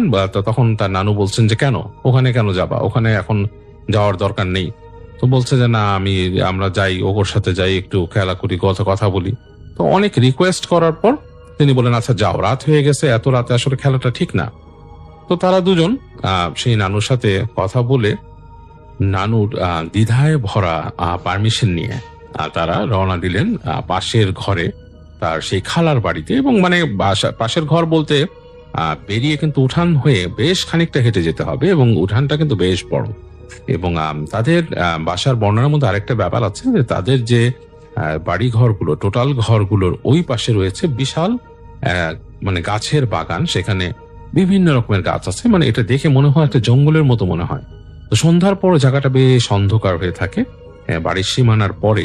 বাড়িটা তো উঠোনের পাশে ঘর চারিপাশে, এবং বাড়ির সীমানার পরের যে জায়গাটা, রাস্তার পাশ থেকে মনে হয় বেশ অন্ধকার এবং দূরে গাছগুলো দেখলে বেশ বড় একটা টানা জঙ্গলের মতো লাগে। তো যাই হোক, তারা দুজন হেঁটে নানুর ঘর থেকে বেরোলেন এবং তখনকার সময় তাদের সেই এলাকায়, নানুর বাড়ি এলাকা ছিল পল্লী বিদ্যুতের লাইন এবং সেখানে প্রায় লোডশেডিং হতো। এবং ঘরগুলোর মধ্যে লোডশেডিংটা এভাবে হতো যে কোনো ঘরে ইলেকট্রিসিটি আছে আবার কোনো ঘরে নেই, এরকম ভাবে আর কি হতো। মানে ডিপেন্ডস অন দা যেভাবে লাইট, মানে ইলেকট্রিসিটির ফেজ যেভাবে থাকতো সেভাবে কোনোটা থাকতো কোনোটা থাকতো না, এরকম একটা ব্যাপার ঘটতো। তো যাই হোক, সেই মালিহা এবং তার সেই কাজিন ফারহানা তারা দুজন উঠোনে নামলেন এবং উঠোনে নেমে দেখলেন বেশ চাঁদ উঠেছে আকাশে, বেশ জ্যোৎস্না আছে এবং জ্যোৎস্নার একটা আলো সারা উঠোনে ছড়িয়ে পড়ছে। আর দূরে তার যে খালার বাড়ি, সেখানে দেখলো যে সেখানে আলো জ্বলছে। তো তারা দুজন সুন্দর হাঁটতে হাঁটতে গেল, খালার সেই ঘরে চলে এলো, বারান্দা দিয়ে ঢুকলো ঘরের ভেতরে এবং ঢুকে এসে দেখলো যে তার খালা আছে এবং বেশ বললো, সে লিখেছে তখন বেশ আলো আছে, কারণ বাইরে চাঁদের আলো, উঠোনে আলো আছে, আর ঘরের ভেতর তো বাতি জ্বলছে। তো তার খালাকে সে যে বললো যে খালা আমরা আসছি অমুকের সাথে খেলতে, তার সেই কাজিনের নাম বললো। তো তার খালা শুনে বললো যে না, এখন রাত হয়ে গেছে, এখন এত রাতে কিসের খেলা, এখন প্রায় 7টা-8টা বাজে, এই সময় তোমাদের কিসের খেলা, এই এত রাতে খেলা ঠিক না, তোমাদেরকে মানা করছি রাতের বেলা খেলতে হয় না। তো এটা যখন তারা শুনতেছে, এই সময় দপ করে তাদের ঘরের বাতি নিভে গেল খালার বাসা এবং মানে ইলেকট্রিসিটি চলে গেল। তো হঠাৎ করে অন্ধকারটা শুয়ে আসতে কয়েক সেকেন্ড সময় লাগছে তাদের। অন্ধকারের মধ্যে খালা বলতেছে যে দেখো তো তোমাদের নানুর বাসায় কারেন্ট আছে কিনা। তো এটা দেখে তারা দুজন আস্তে করে হেঁটে নামলো উঠানে না, বারান্দায় নামলো এবং তারা বারান্দায় নেমে বারান্দার কর্নারে চলে গেল, কারণ বারান্দার কর্নারে গেলে নাকি নানুর ঘরটা দেখা যায়, সেখানে নাকি বাতি জ্বললে বা ইলেকট্রিসিটি থাকলে দেখা যেত। তো তারা হেঁটে যখন বারান্দার কর্নারে গেছে, হঠাৎ করে তার চোখ গেল দূরে, দুজনেই দেখছে একটু সামনে, বাসার থেকে প্রায় কয়েক গজ হবে, 10 গজ বা 15 গজ দূরে, গজ মানে প্রায় 20-30 ফিট দূরে আর কি। এবং সেখানে তারা দেখছে হঠাৎ করে চাঁদের আলোতে একটা লম্বা অবয়ব, লম্বা বলতে বেশ লম্বা একটা নারী মূর্তি, এবং সেটা মাটি থেকে প্রায় কয়েক ফিট উপরে ভেসে আছে। এবং সেই নারী মূর্তিটা বেশ লম্বা, সাধারণ কোনো মানুষের উচ্চতার সেটা না। মানে একটা মানুষ যদি 5 ফিট বা 6 ফিটের মধ্যে হয়, নারী মূর্তি সাধারণত 6 ফিট হয় না আমাদের দেশে, কিন্তু সেই নারীটাকে দেখে মনে হচ্ছে 8-10 ফিট লম্বা। এবং সে সাদা একটা ড্রেস পরে, সাদা একটা শাড়ি বা কাপড় পরা, সে বাতাসে ভাসছে, তার চুলগুলো দেখে বোঝা যাচ্ছে সেটা নারী, এবং বাতাসে পতপত করে উঠছে তার কাপড় এবং তার চুলের অংশ। এবং মনে হলো সেটা দূর থেকে তাদের দিকে তাকিয়ে আছে, এবং এই চাঁদের আলো পড়াতে সে তারা স্পষ্ট দেখলো। তো দুজনে দেখেই সেটা দেখে প্রচন্ড ভয় পেয়েছে, এবং একজন আরেকজনকে ধরে চিৎকার করে উঠল। চিৎকার করে তারা চোখ বন্ধ করে দৌড় দিল সে উঠান থেকে, এবং চিৎকার করতে করতে করতে করতে নানু বাড়ি আসলো। তো তার নানু বেরিয়ে আসছিল ঘর থেকে, যে কি ব্যাপারটা বোঝার চেষ্টা করলো, যে মানে ব্যাপারটা কি ঘটছে। নানু বেরিয়ে আসছে, কি হয়েছে তোদের? তার নানুকে জড়ায় ধরলো। তো তার কাজিন ক্রমাগত কাঁদতে লাগলো। কি হয়েছে বললো, তো এখানে ভূত আছে, ভূত আছে।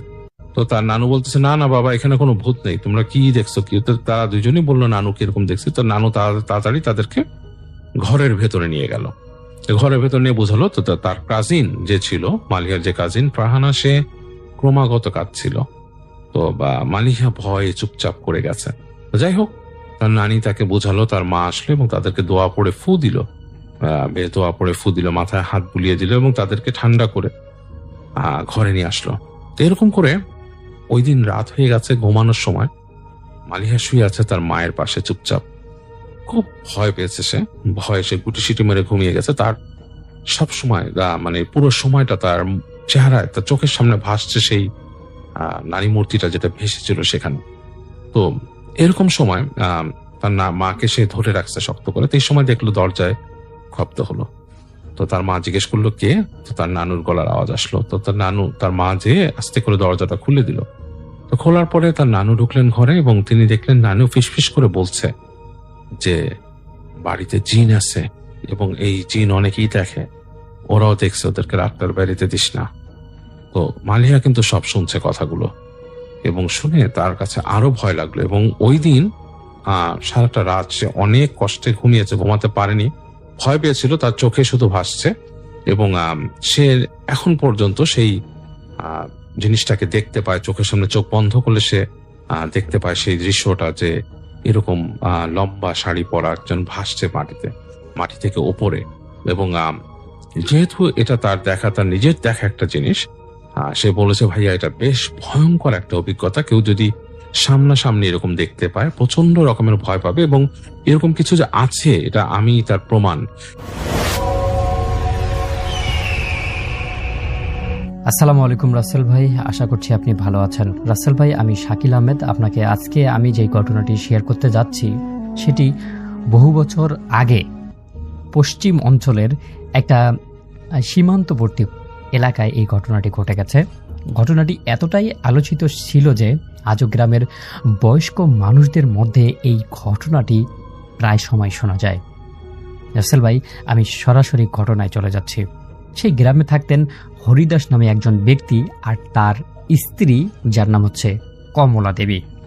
বিয়ের প্রায় 15 বছর পর তারা আর কি এমন একটা মানে দুরবস্থায় ছিল যে তাদের কোনো রকম কোনো সন্তান ছিল না। এমন একটা অবস্থায় তারা আসলে বিভিন্ন রকমের চিকিৎসা, বিভিন্ন রকমের কবিরাজি, বিভিন্ন রকমের ঝাড়ফুঁক করেও তারা আসলে কোনো রকমের ফল না পাওয়ার কারণে তারা একদম হতাশ হয়ে যায়। ঘটনাটা এত বেশি প্রচলিত ছিল যে ওই এলাকার প্রত্যেকটা মানুষ এই দম্পতির বিষয়ে জানত। সবাই জানতো যে হরিদাস এবং কমলা দেবীর কোনো সন্তান নেই, এবং তাদের এই সন্তান না থাকার বিষয়টা তাদেরকে অনেকটাই হেয় প্রতিপন্ন করত। আবার মাঝে মাঝে তারা আসলে মানে নিখোঁজ হয়ে যেতেন। গ্রামে বেশ কিছুদিন তাদের খুঁজে পাওয়া যেত না। এরকম ধীরে ধীরে তারা মানুষের এত মানে কটূক্তির শিকার হতেন যে তাদের বেঁচে থাকার যে একটা আগ্রহ ছিল সেটাও নষ্ট হয়ে যেত দিনে দিনে। তো যাই হোক, এভাবেই চলতে থাকে তাদের দিন। তো তারা একদিন গ্রাম থেকে কোথাও একটা যাচ্ছিল আর কি, মানে বাজারে হয়তো বা কোথাও যাচ্ছিল। ঠিক এই বাজারের মানে যাওয়ার সময় গ্রামের বাইরের একটা লোক, মানে এই লোকটাকে ওনার চিনেন না। লোকটা এরকম যে সাধু সন্ন্যাসী টাইপের যেরকম লোক, ঠিক সেরকম একটা লোক, মানে এক কথায় তান্ত্রিক বলা যায়। তো তান্ত্রিকের কথায় তারা জানতে পারেন যে এই গ্রামটার বাহিরে একটা পুরনো কালী মন্দিরে আছে। লোকজন বলতো সেই মন্দিরে মানে অসম্ভব কিছু কাজ আসলে সম্ভব করে দেয়। কখনো আসলে যে সন্তানের জন্য কেউ সেখানে যায়নি, কিন্তু ওই যে তান্ত্রিককে যখন তারা দেখে, তান্ত্রিককে দেখে তারা বেশ খানিকটা অবাক হয়ে যায়। মানে তার চাল চলন, তার বেশ, তাদের সুরত দেখে তারা দুজনেই অবাক হয়ে যায় এবং সেই তান্ত্রিকের কাছে তারা পরামর্শ চায়। তো পরামর্শ যখন চায় তখন আবার মানে তারা মানে একটু আবার ভয় পায়। মানে লোকটাকে দেখে একটু মানে সেই রকম একটা অবস্থা লাগতেছিল।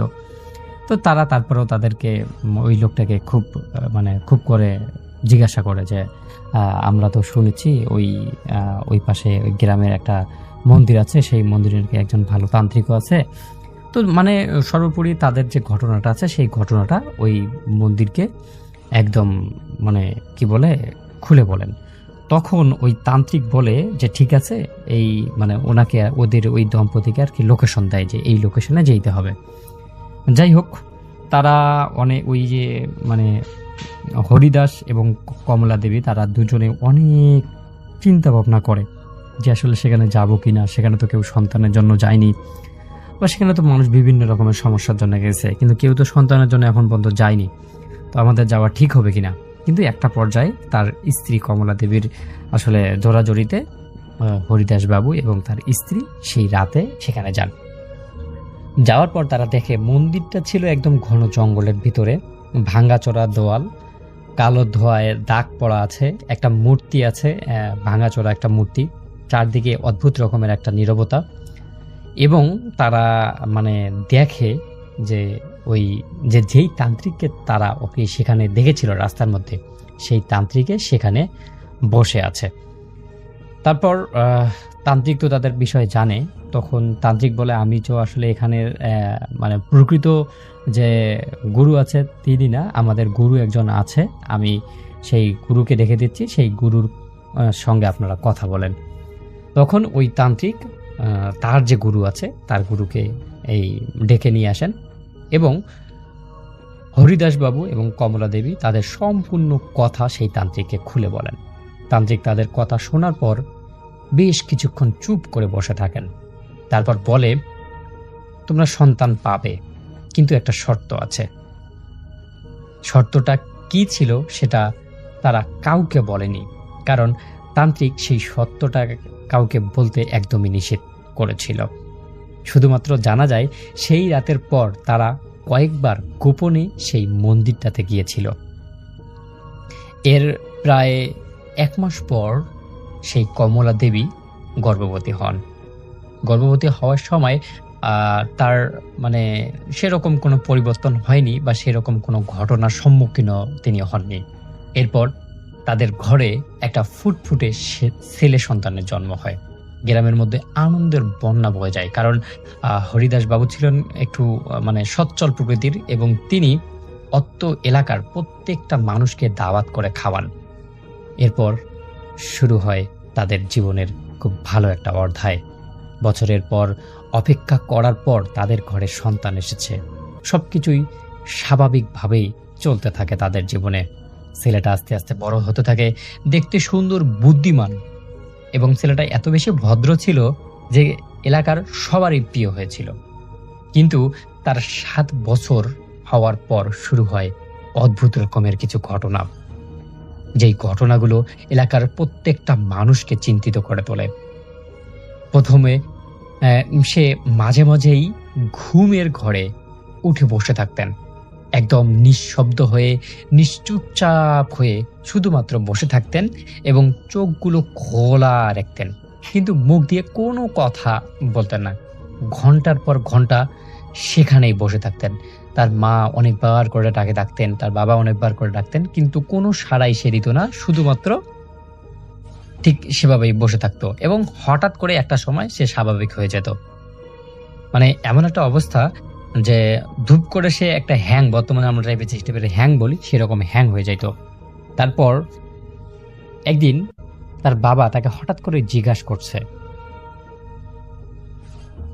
মানে ওই যে হরিদাস বাবুর ছেলে আর কি, হরিদাস বাবুকে জিজ্ঞাসা করছে যে বাবা তুমি কি কথা রেখেছ? প্রশ্নটা শুনে হরিদাস বাবুর মুখ একদম ফ্যাকাশে হয়ে যায়, কারণ এ কথাটা তার স্ত্রী ছাড়া আর কেউ জানার কথা নাই। আর 7 বছরের ছেলে এই যে তাদের যে শর্তটা আছে সেই শর্তটার বিষয়ে তো কিছু জানে না, আর তাকে তো তার স্ত্রী বলারও কথা না, কারণ তারা তো এই সত্যটা লুকিয়ে রেখেছিল। কিন্তু সে যেন অন্য কারো মতো কথা বলছিল। তারপর বাবা জিজ্ঞাসা করেন, কোন কথা বাবা? আমি তো তোমার কথা কিছু বুঝতে পারতেছি না। তখন হরিদাসবাবুর ছেলে উত্তর দেয়, যে কথা ওই রাতে তোমরা দিয়েছিলে। এই বলে সে হাসতে শুরু করে, অদ্ভুত রকমের একটা হাসি, যা শুনে তার বাবা মা ভয়ে কাঁপতে কাঁপতে পুরো দাঁড়িয়ে যান। সেদিনের পর থেকে হরিদাস বাবুকে অস্বাভাবিক চিন্তিত দেখা যায়।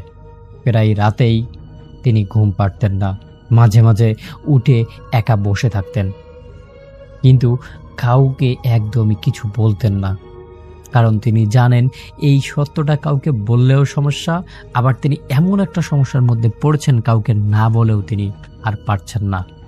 এর কয়েক মাস পরে গ্রামের মানুষ লক্ষ্য করেন ছেলেটা প্রায় ওই জঙ্গলের দিকে ছুটে চলে যায়, বিশেষ করে সেই পুরনো কালী মন্দিরের দিকে যায়। তাকে কেউ সেখানে যেতে কখনোই শেখাননি, তবুও সে ঠিক সেই পথ চিনে যেত এবং সেই মন্দিরের কাছে গিয়ে সেখানে বসে থাকত।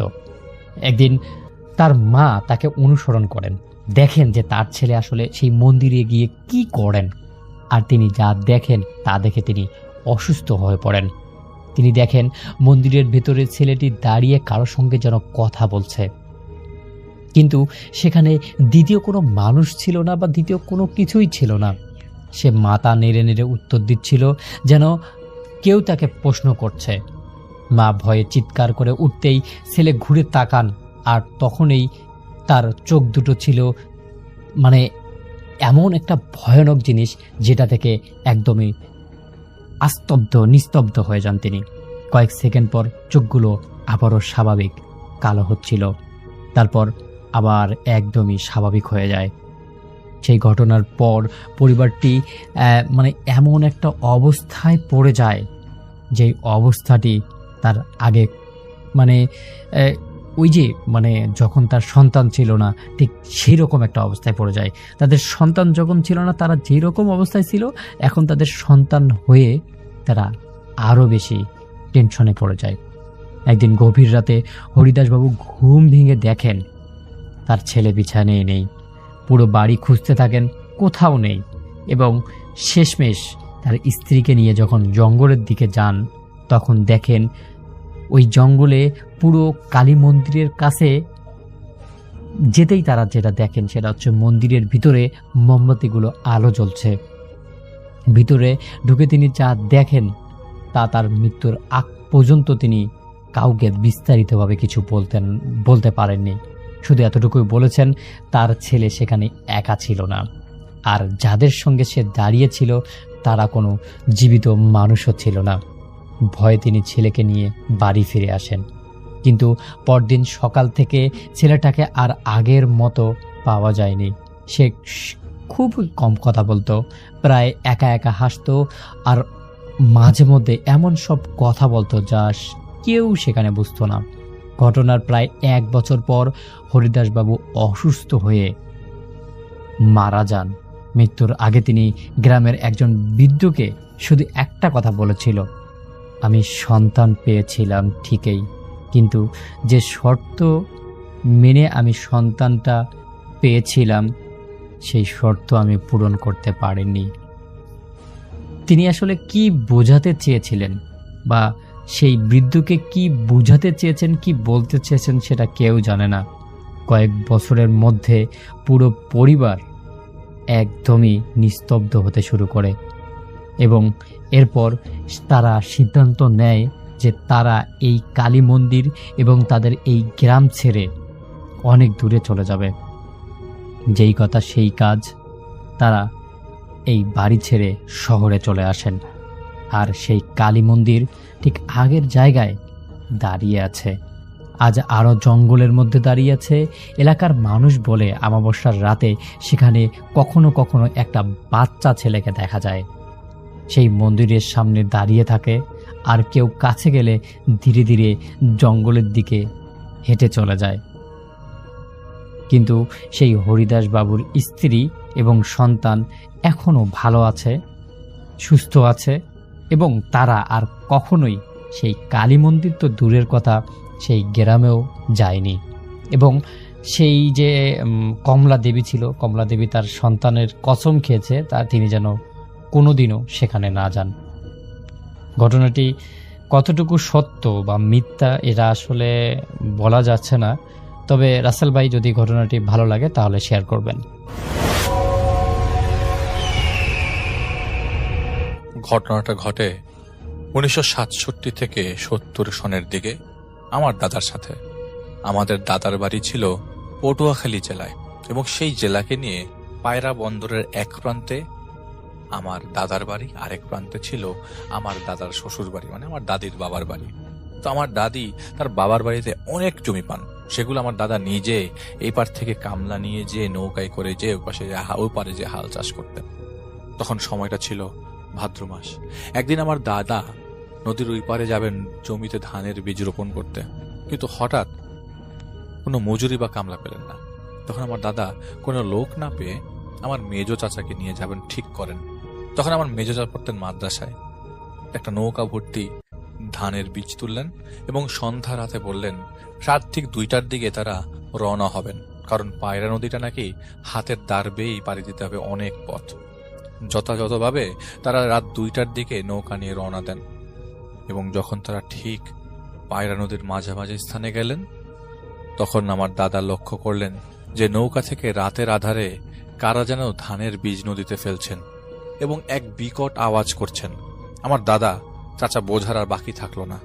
ঠিক তখন আমার চাচা তার পাঞ্জাবির কাপড়ের এক কোনার টুকরা হাতে নিলেন এবং কোরআনের কিছু আয়াত পরে ফু দিয়ে নৌকার সাথে গিট দিয়ে দিলেন। এর কিছুক্ষণ পর 2জন সাদা পাঞ্জাবি পরা হুজুর আসেন এবং করুণ কণ্ঠে বললেন, হুজুর, আমরা ভুল করেছি, বুঝতে পারিনি, আপনাদের ধোঁকা দেওয়ার চেষ্টা করেছিলাম, ভুল হয়ে গেছে, মাফ করে দেন। আমার চাচা বললেন, যে অপরাধ করেছেন এর বিচার আমি বোতলে ঢুকিয়ে করব। এরপরে ওই লোক দুটা বলে, আপনারা বা যা বলবেন তাই করব, যেই শাস্তি দিবেন মাথা পেতে নেব, দয়া করে বোতলে ঢোকাবেন না। এমন সময় আমার দাদা বললেন, একটা সুযোগ দিতে পারি, ধানের বীজগুলো ভোর হওয়ার আগেই জমিতে রোপণ করে দাও, তাহলে তোমাদের আমরা ছেড়ে দেব, নাহলে অযথায় কোনো ধরনের তর্ক করব না। তো ওনারা যথাযথভাবে রাজি হন এবং ওই জমির কাছে পৌঁছানোর আগেই সব জমি রোপণ হয়ে যায় বলে তারা আশ্বস্ত করেন। দাদা তখন লক্ষ্য করেন যে তাদের নৌকা থেকে এক এক করে বীজের সংখ্যা কমছে। ঠিক তাদের জমির কাছে পৌঁছানোর আগেই জমি রোপণ হয়ে গেছে। তাদের যাবার শেষ সময় তারা আমার দাদার কাছে ওই জিনগুলো একটা আবদার করেছিল যে এলাকার সব গরিবদেরকে একটা খাসি বিলিয়ে দিতে হবে। দাদা ঠিক সময় মতো তাদের কথা রাখেন। এরপর প্রায় সময় আমার দাদার সাথে দেখা করতে আসতেন। আমার দাদা 1972 সালে মারা যান। এরপর এই ঘটনাটা আমার ওই চাচার কাছ থেকেই আমরা শুনেছি। চাচা এখনো বেঁচে আছেন। এই ছিল ঘটনা এবং এটা 90s ঘটনা। তো সেবার রমজান মাস চলছে এবং মসজিদের ইতেকাফে রেফায়েত ভাই ইতেকাফে থাকা অবস্থায় তিনি তেমন কথা বলেন না, অ্যাকচুয়ালি কেউই কথা বলেন না। ইবাদত সারাক্ষণ তিনি করতেন। 10 দিন, শেষের 10 দিন, নাজাতের 10 দিন তিনি প্রায় সময় মসজিদে কাটাতেন। তো বাড়ি থেকে খাবার পাঠালে সে খাবার তিনি নিয়ে রাখতেন এবং এতটুকুই। আর হঠাৎ করে তিনি লক্ষ্য করলেন যে এক বাসা থেকে না পুরা এতেকাফে থাকা অবস্থায় যে কজন লোক ছিল প্লাস ওই মুহূর্তে মসজিদের জামাত ছিল সবার জন্য খাবার পাঠিয়েছে। তো সবাই খেয়ে দিয়ে সেদিন ঘুমিয়ে যায়। তো পরদিন ওই যেই বাড়ি থেকে খাবার আসে সেদিন সেই লোক পরের দিন মসজিদে এসে রেফায়েত ভাইয়ের মাধ্যমের কথা জানতে পারেন। তো তাকে নক করার অনেক চেষ্টা করে, কিন্তু রমজানের শেষ 10 দিন তিনি তেমন কথাবার্তা মানুষের সাথে বলবার না করার কারণে সেই লোক রেফায়েত ভাইয়ের সাথে কথা বলতে ব্যর্থ হয়। তো সেই রেফায়েত ভাই হুজুরকে জানিয়ে দেন যে উনি ঈদের পর সবার সাথে এই ব্যাপারে ওনার সাথে দেখা করবে এবং ওনার সাথে কথা বলবে। এক লোক আসে তার মেয়ের ব্যাপারে কথা বলতে। তো যেই লোকটা বলেছিলাম, যে লোকটা খাবার পাঠিয়েছে, সেই লোকটাই আসলে রেফায়েত ভাইয়ের সাথে দেখা করতে আসে। তো স্যার মেয়ের কথা বলে যায়, হুজুরকে বলে যায় যে আমি আমার মেয়ের ব্যাপারে হুজুরের সাথে কথা বলবো, আপনি একটু ব্যবস্থা করে দেন।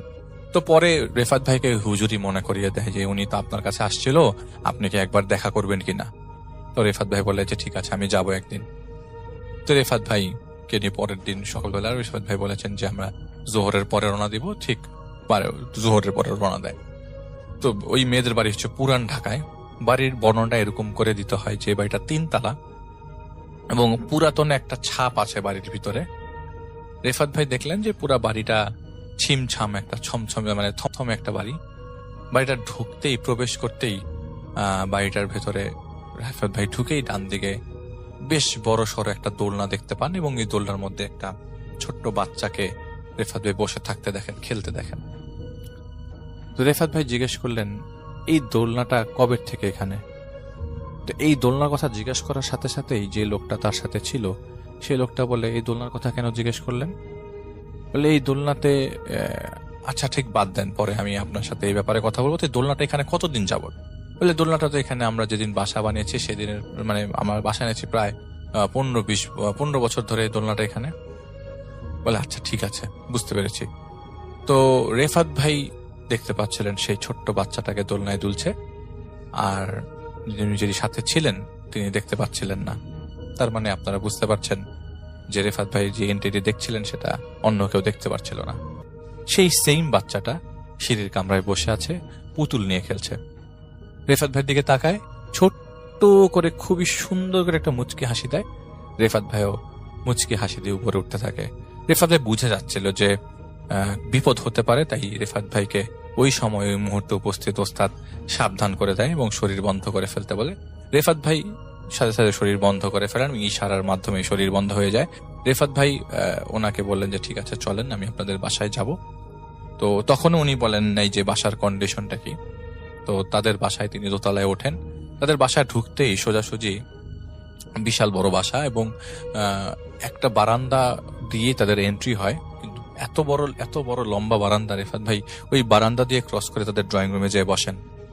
বসতেই তিনি বলেন যে আমার ওই লোকটা বলছিলেন যে আমার আসলে স্ত্রীর অবস্থাটা খুবই খারাপ, কয়েকদিন আগে সাডেনলি স্ট্রোক করেছে, স্ট্রোক করার পর ডান পাশটা অবশ হয়ে যায়। আসলে চারিপাশে খুবই টেনশনের মধ্যে আছি। আমার মেয়েটার অবস্থাটা খুবই খারাপ। আমার মেয়েটা দিনের বেলা ভালো থাকে, রাতের বেলা অসুস্থ হয়ে যায়। কিভাবে আমরা ডিসক্রাইব করবো সেটা জানি না, তবে আপনি কি একবার আমাদের বাসাটা ঘুরে দেখবেন। আমরা যদি বাসার মধ্যে, উনি বলছিলেন যে আমরা যদি বাসার মধ্যে হাঁটা চলাফেরা করি, সারাক্ষণ পাখির কিচিরমিচির শব্দ শুনতে থাকি, রাতের বেলা পেঁচার শব্দ শুনতে থাকি, কিন্তু এই ধরনের কোনো পাখি বা পেঁচা এখানে থাকার প্রশ্নই আসে না। হ্যাঁ, কবুতর আমাদের বাড়ির কার্নিশে, জানালার উপরের কার্নিশে কিছু কবুতরের বাসা আছে, কিন্তু কবুতরের শব্দ তো আমরা সবাই চিনি। কিন্তু এইখানে পাখির কিচিরমিচির শব্দ, রাত 1টা 12টা 1টার দিকে আমাদের রুম থেকে কাকের শব্দ আসে, কাক ডাকার শব্দ। তো উনি রেফায়েত ভাই ওনার কথায় তেমন গুরুত্ব দিচ্ছিলেন না। রেফায়েত ভাই দেখলেন যে নিচের সেই বাচ্চাটা তাদের বাথরুমের দরজার সামনে বসে আছে এবং দরজার সামনে বসে চুপ করে খেলছে। একটা বাচ্চা যার বয়স হায়েস্ট 2 বছর হবে। তো রেফায়েত ভাই বলেন আপনার মেয়ের রুম কোনটা। তো রেফায়েত ভাই ভেতরে ঢুকে মেয়েটার সাথে দেখা করে। মেয়েটাকে দেখে রেফায়েত ভাই সালাম দেয়। সালাম দিলে মেয়েটা রেফায়েত ভাইয়ের দিকে তাকায়, একটা হাসি দেয় এবং ওয়ালাইকুম আসসালাম বলে আবার মেয়েটা মাথা নিচু করে। রোদ পোহাচ্ছিল ওই মুহূর্তে, ওই রোদ পোহাচ্ছিল, হালকা রোদ পড়ছিল সেই জায়গায়, সেটার সামনে বসেছিল। তো রেফায়েত ভাই সেই রুম থেকে বেরিয়ে আসে, তখন ওই লোককে জিজ্ঞেস করে ভাই এবার বলেন ঘটনা বলেন, আমি আসলে ঘটনা শুনবো, তার পরবর্তী সময় স্টেপ নিব। তো রেফাত ভাইকে উনি বলেন, আমার আমার মেয়েটার বয়স তো আপনি দেখতেই পাচ্ছেন, মেয়েটার বিয়ের কথাবার্তা চলছিল, মেয়েটার পড়াশোনা করে নাই, তো আমরা চিন্তা করি মেয়েটার বিয়ে দিয়ে দিব। মেয়েটাকে কয়েকটা ছেলে দেখাচ্ছিলাম, তো এই ঘটনাটা প্রায় 1 বছর যাবত তার মেয়ের সাথে ঘটছিল। তো তিনি বলেন যে মেয়েটাকে প্রায় সময় ছেলে দেখাতাম, প্রথম প্রথম না করত। তো আমরা প্রথম প্রথম না করার কারণে ভাবছিলাম যে মেয়ের কি কোনো পছন্দ আছে কিনা, কিন্তু মেয়েটা কখনো মন খুলে কিছু বলেনি যে তার পছন্দ আছে। আমরা দেখাচ্ছিলাম, ভাবছিলাম হয়তো পছন্দ হচ্ছে না কিছু একটা। শেষ যে ছেলেটাকে আমরা দেখালাম সেটা মনে হয় 7টা না 8 নম্বর ছেলে, মানে এর মধ্যে আগে অনেকগুলো ছেলে দেখেছে, কিন্তু মেয়েটা কিছুতেই সামনে যেয়ে নাকি বসছিল না, আর সামনে যে একজনের সামনে বসেছে ওর সামনেই বমি করে দিয়েছে, যার ফলে পরবর্তী সময় সেখানে কোনো ধরনের কথাবার্তা হয়নি। কয়েকদিন আগে, মাস 2-1 আগে, মেয়েটা যেদিন তার ওই ছেলে দেখতে আসে, লোকজন আসে তাদের বাসায়, যেদিন আসবে সেদিন দুপুরবেলা দাওয়াত ছিল। তো দুপুরবেলা আসার পর মেয়েটা যে রুমে ছিল, রুমের থেকে কয়েকজন মহিলা ছিল সেই রুমে, তাদেরকে বের করে দিয়ে সে স্যাভলনের টিউব দিয়ে তার হাত পা কেটে ফেলে। সেই হাত পা থেকে কাটা রক্তগুলো সে নিজের থেকে নিজেই চুষতে থাকে, এবং ওই রক্ত বন্ধ হচ্ছিল না। সে তখনকার স্যাভলনের টিউবগুলো ছিল স্টিলের, মানে মেটালের তৈরি। তো সেটা কাটার পরে ধারালো জিনিস ছিল, সে তার গলার মধ্যে পোঁচ দিলে সেই মুহূর্তে তাকে হাসপাতালে নিয়ে যাওয়ার ব্যবস্থা করতে হয়। সেদিন ছেলেদের ফ্যামিলির লোকজন খুব ভয় পেয়ে যায়, কারণ মেয়েটা ওই মুহূর্তের আচরণ খুব খারাপ অবস্থার দিকে চলে যায়। হাসপাতালে নেওয়ার পর সকালবেলা মেয়েটা ঠিক হয়। মেয়েটা ঠিক হওয়ার পর মেয়েটাকে জিজ্ঞেস করা হয় যে বাবা তুমি কি হয়েছে, এরকম সমস্যা কেন? তো তখন মেয়েটা বলে যে আমি বহুদিন যাবৎ দেখছি, স্বপ্ন দেখার সময় আমার কাছে কে জানি ফিস ফিস করে অনেক কথা বলতো। তো বুঝাই যাচ্ছে যে এটা একটা সিজোফ্রেনিয়ার কেস, কিন্তু মেয়েটার স্বপ্নে যা দেখতো তা অকল্পনীয়। মেয়েটা প্রায় সময় স্বপ্নে দেখতো যে প্রথম দিন তিনি যখন প্রথম স্বপ্ন দেখেন, স্বপ্ন দেখার দিন রাতের বেলা যখন তার ঘুম ভাঙে, তিনি উপলব্ধি করতে পারছিলেন নাকি তার রুমের মধ্যে একজন দাঁড়িয়ে আছে এবং তার সাথে একটা বাচ্চা কোলে। এটা তিনি ওই দিন থেকে দেখা শুরু করেন। 1 বছরের মধ্যে একদম শুরুর দিকে যখন প্রথম তিনি অসুস্থ বোধ করতেন নিজের সাথে নিজেই। তো সেই মহিলার, এই আপুটার নাম হচ্ছে মার্জিয়া। তো সেই আপুটার যখন বিয়ের কথাবার্তা চলছিল, তো তখন এরকম অবস্থা ছিল যে তিনি স্বপ্নে যেদিন দেখেন, প্রথম দিন স্বপ্নে দেখেন যে তিনি বারান্দায় বসে আছেন, বারান্দায় মাটিতে বসে হাঁটু উঁচু করে তিনি প্লেটের মধ্যে থেকে কিছু একটা জিনিস খাচ্ছেন।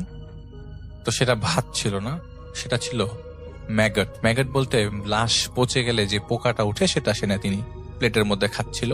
আর সেটার খাওয়ার কারণে তার মুখ থেকে অনেক রক্ত পড়ছিল, এবং এই রক্তটা তার সারা শরীর বেয়ে পড়ছে। এটা তার প্রথম দিনের স্বপ্ন ছিল।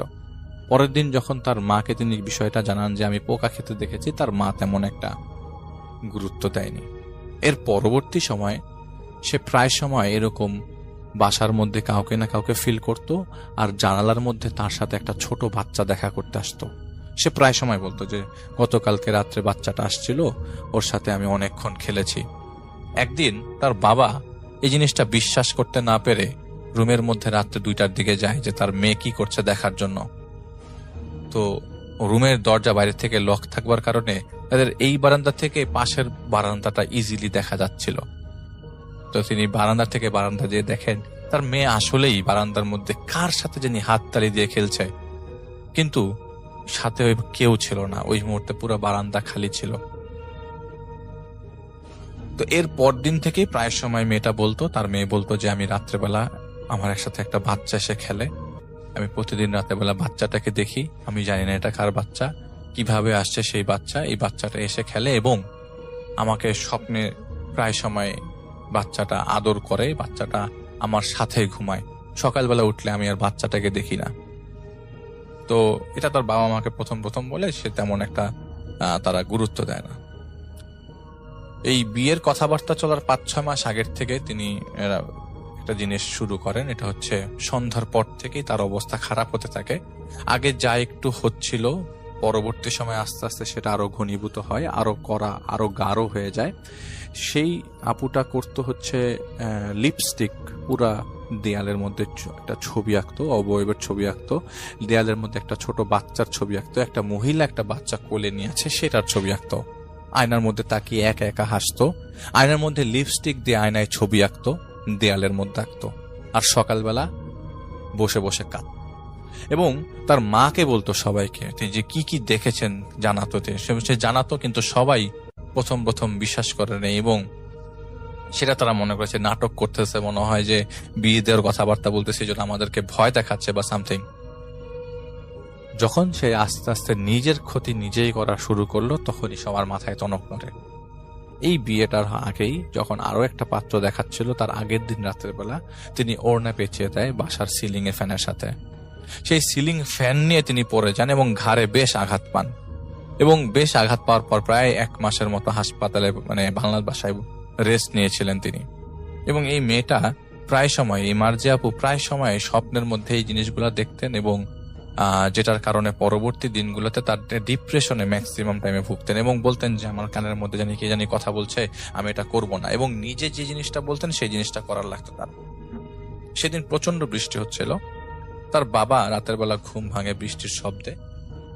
ঘুম ভাঙার পর বাথরুম থেকে ব্যাক করার পরে তার বাবা দেখলো যে তার মেয়ের দরজাটা খোলা। তো ড্রয়িং রুম পেরিয়ে সেই মেয়ের দরজাটাকে তিনি পেয়ে যান। তো দরজার সামনে আসতেই দেখেন যে তার মেয়ে তার রুমের মধ্যে নাই। বারান্দার মধ্যে মেয়েটা একটা দা দিয়ে মাটির উপরে কোপাচ্ছে, জোরে মাটির উপরে কোপাচ্ছে। এটা দেখার পর সে জোরে চিৎকার দেয়। চিৎকার দেওয়ার পর তার মেয়ের দিকে তাকায়। তিনি দেখেন তার মেয়েটা মুখের মধ্যে কোনো ধরনের চোখ, নাক, কান কিছুই নাই, সিম্পল একটা মুখ। তিনি এটা দেখার পর সাথে সাথে সেখানে পড়ে যান। পরদিন সবাই তাকে উদ্ধার করে এবং তাকে বলতে থাকে যে ঘটনাটা কি। তখন বলে যে আমার মেয়ের মধ্যে আমি এই জিনিসগুলো দেখছি, এটার কি ঘটনা আমি জানি না। তো পরবর্তী সময় তিনি এই জিনিসটা তার একজন হুজুরকে যে জানায়, তাদের এলাকার একজন হুজুরকে জানান। সেই হুজুর তাকে বলেন যে আপনার যে কন্ডিশন, আপনার মেয়ের যে কন্ডিশন, তাতে আপনাদের বাসায় আমলের খুব অভাব। আপনারা বাসার সবাই নামাজ কালাম পড়েন, এই পানিটা দিচ্ছি, বাড়িটা সন্ধ্যার সময় মাগরিবের আজান দেওয়ার পরপরই এই পানিটা ছিটাবেন এবং সাথে সাথে হাততালি দিবেন 3টা বাড়ির চার কোনায় যে। তুমি যে সেগুলা রেগুলারলি করছিলেন, প্রতিদিন করছিলেন, কিন্তু 2-3 দিন পরপরই দেখা যেত তার মেয়ে এরকম করে রাতের বেলা জোরে জোরে চিৎকার দিয়ে উঠতো। তারা রুমে যেত, দেখতো যে তার হাত কেটে ফেলেছে, নইলে তিনি অজ্ঞান অবস্থায় পড়ে আছে। পরের দিন সকালবেলা জানা যেত যে তিনি রাতের বেলা কি দেখেছে, এবং প্রায় সময় তিনি এই কথাগুলোই বলছিলেন যে রাতের বেলা তিনি এসব দেখতেন। তো রেফাত ভাই বলেন যে ঠিক আছে, যেহেতু সে নিজের কথা নিজেই সে নিজের ক্ষতি নিজে করছিল, তো উনি বলছিলেন যে দেখেন শুধুমাত্র ক্ষতি না, উনি এই পর্যন্ত যে কয়টা ছেলে ছিল, লাস্ট ছেলেটা পরে আর বিয়ের কথাবার্তায় নক করে নাই, তারা খুব বেশ ভয় পেয়ে যায়। তাদের আবার লঞ্চের ব্যবসা, সেটার অবস্থা খুব খারাপ, এবং এই মেয়েটার জন্য আস্তে আস্তে তার খরচ বেড়ে যায়। এই কয়েক মাসের ভিতরে তিনি ভারতে যে ডাক্তার দেখিয়ে আনলেও আশানুরূপ কোনো সফলতা আসছিল না। তবে মেয়ে রাত হলেই হাসতো।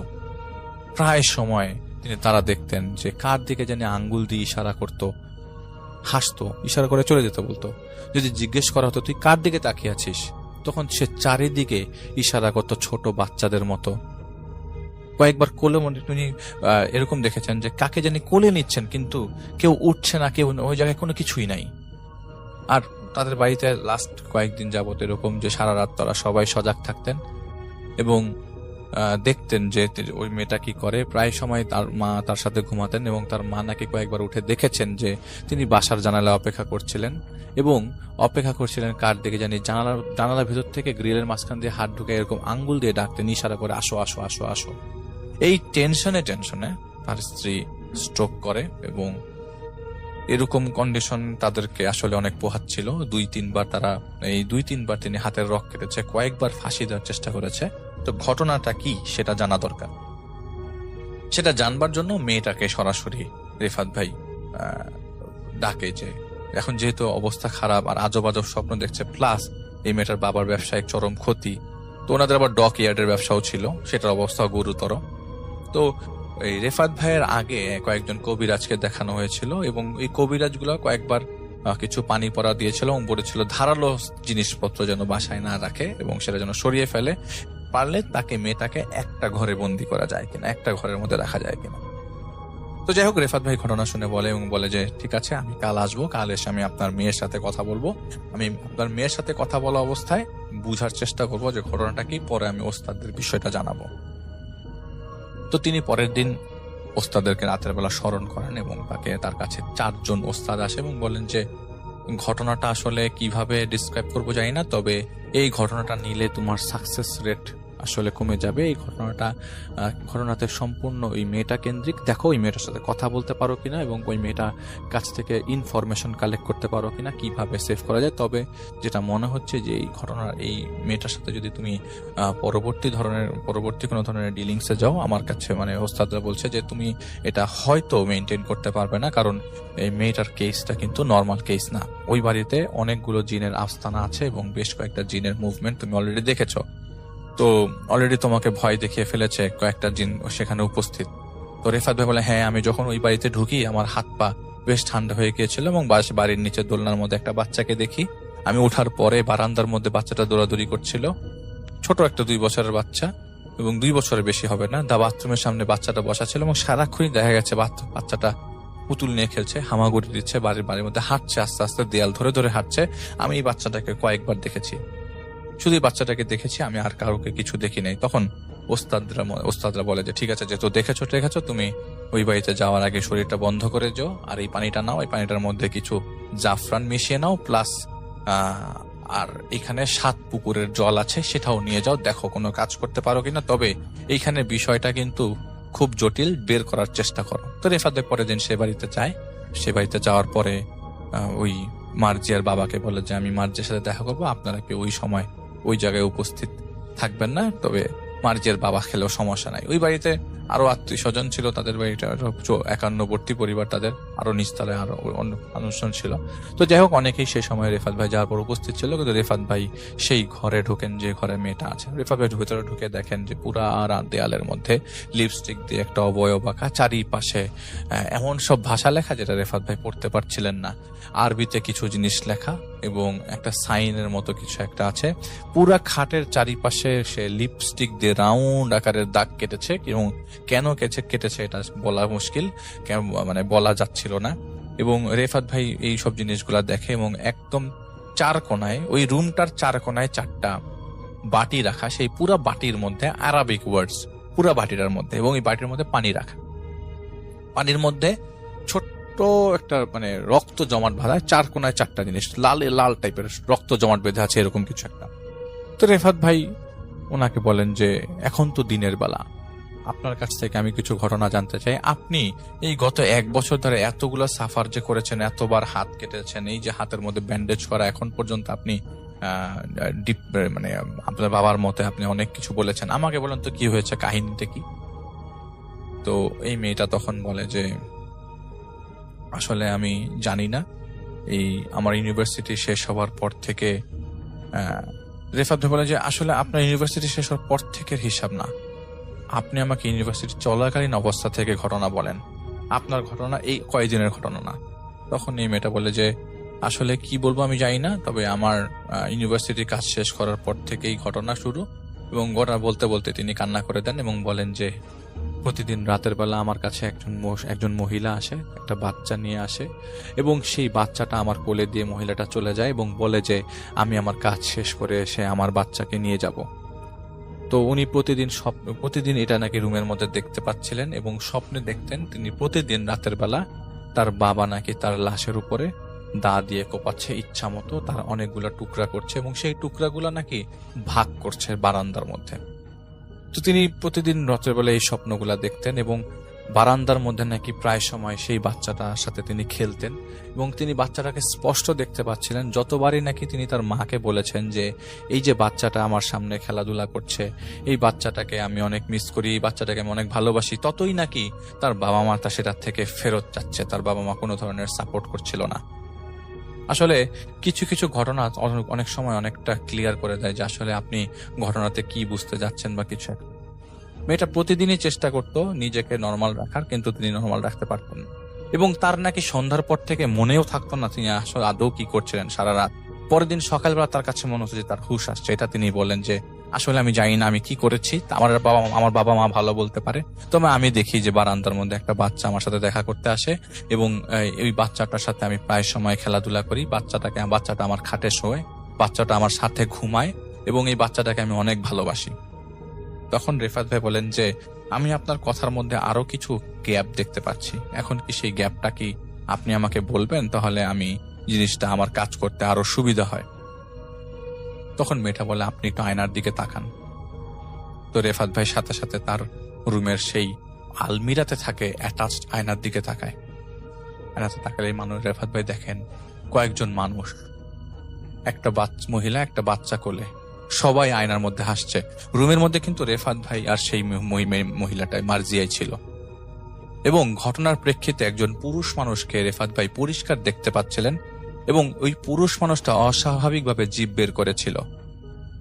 তো মেয়েটা বলে আপনি কি দেখতে পাচ্ছেন কাউকে? আমি আয়নাতে গেলে অনেক কিছু দেখতে পাই। রেফাত ভাই বললেন যে 1 মিনিট, এবং তিনি আয়নার মধ্যে একটা সূরা পরে ফু দেন এবং সাথে সাথে সব ভ্যানিশ হয়ে যায়। তখন রেফাত ভাই বলে আপনি আসেন তো, দেখেন তো আয়নায় কিছু দেখতে পাচ্ছেন কিনা। বলে না, আমি তো কিছু দেখতে পাচ্ছি না, তবে এই আয়না তো আমাকে সারাক্ষণ দেখায়, আমি আয়নার মধ্যে সারাক্ষণ মানুষ দেখি। আমাকে এই দেখেন আয়নার মধ্যে আপনি একজন লোক দেখেছিলেন না, জিভ বের করে রেখেছে, সে প্রতিদিন আমার বারান্দায় আসে আমার সাথে দেখা করতে। তাহলে আপনি আমাকে বলেন যে এটার সলিউশন কি? আমি বাঁচতে চাই, আমি মরে যেতে চাই না, আমি অনেকবার সুইসাইড অ্যাটেম্প নিয়েছি। এই সুইসাইড অ্যাটেম্পটা আমি রাতের বেলা নেই, যখন রাতের বেলা আমি নিজেও জানি না আমি কি করছি।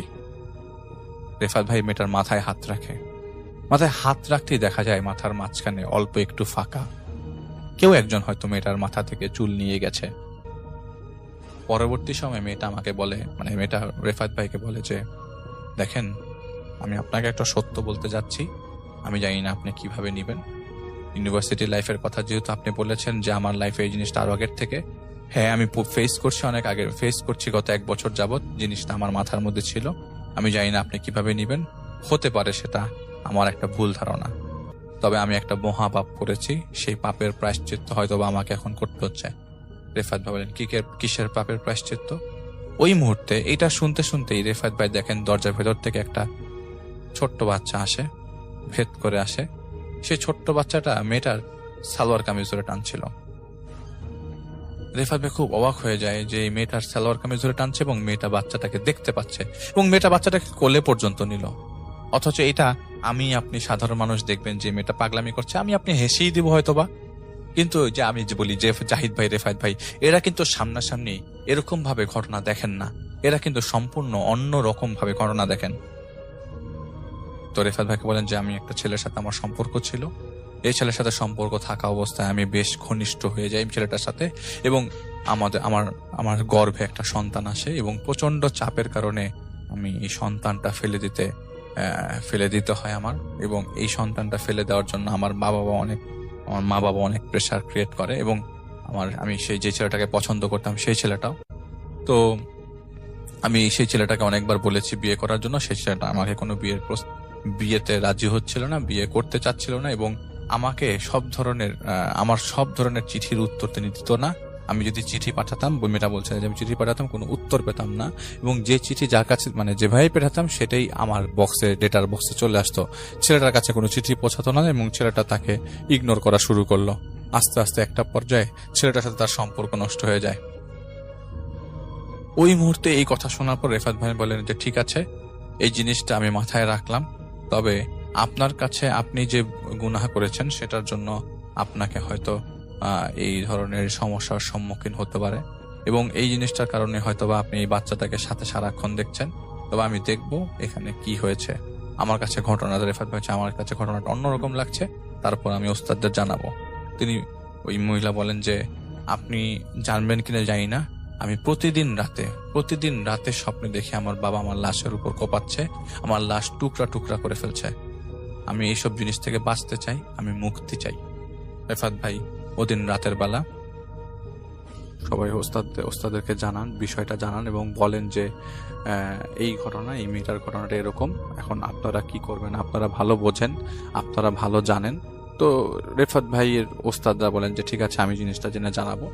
রেফাত ভাই চলে যান সেই বাড়িতে, এবং সেই বাড়িতে যাওয়ার পর রেফাত ভাই সেখানে পাঠানো একজন জিনের সাথে কথাবার্তা, রেফাত ভাইয়ের জিনরা কথাবার্তা বলেন। পরের দিন সকালবেলা রেফাত ভাইয়ের কাছে ওস্তাদরা এসে বলেন যে এইটা সেই জিন, যেই জিন রেফাত ভাইয়ের ওই মেয়েটার মার্জিয়ার যে পুরাতন প্রেমিক, নতুন বিয়ে হওয়ার কারণে এই পুরাতন প্রেমিক বিয়ের দেখার কারণে পুরাতন প্রেমিক চেয়েছে যে আমি যেহেতু ওকে বিয়ে করতে পারি না, কাউকে বিয়ে করতে দিব না, এরকম কিছু একটার কারণে সে একটা জায়গায় একটা তান্ত্রিকের মাধ্যমে একটা জিন পাঠায়, যে জিন প্রতিনিয়ত তাকে সেই ছোট বাচ্চা দিয়ে ভয় দেখাচ্ছিল।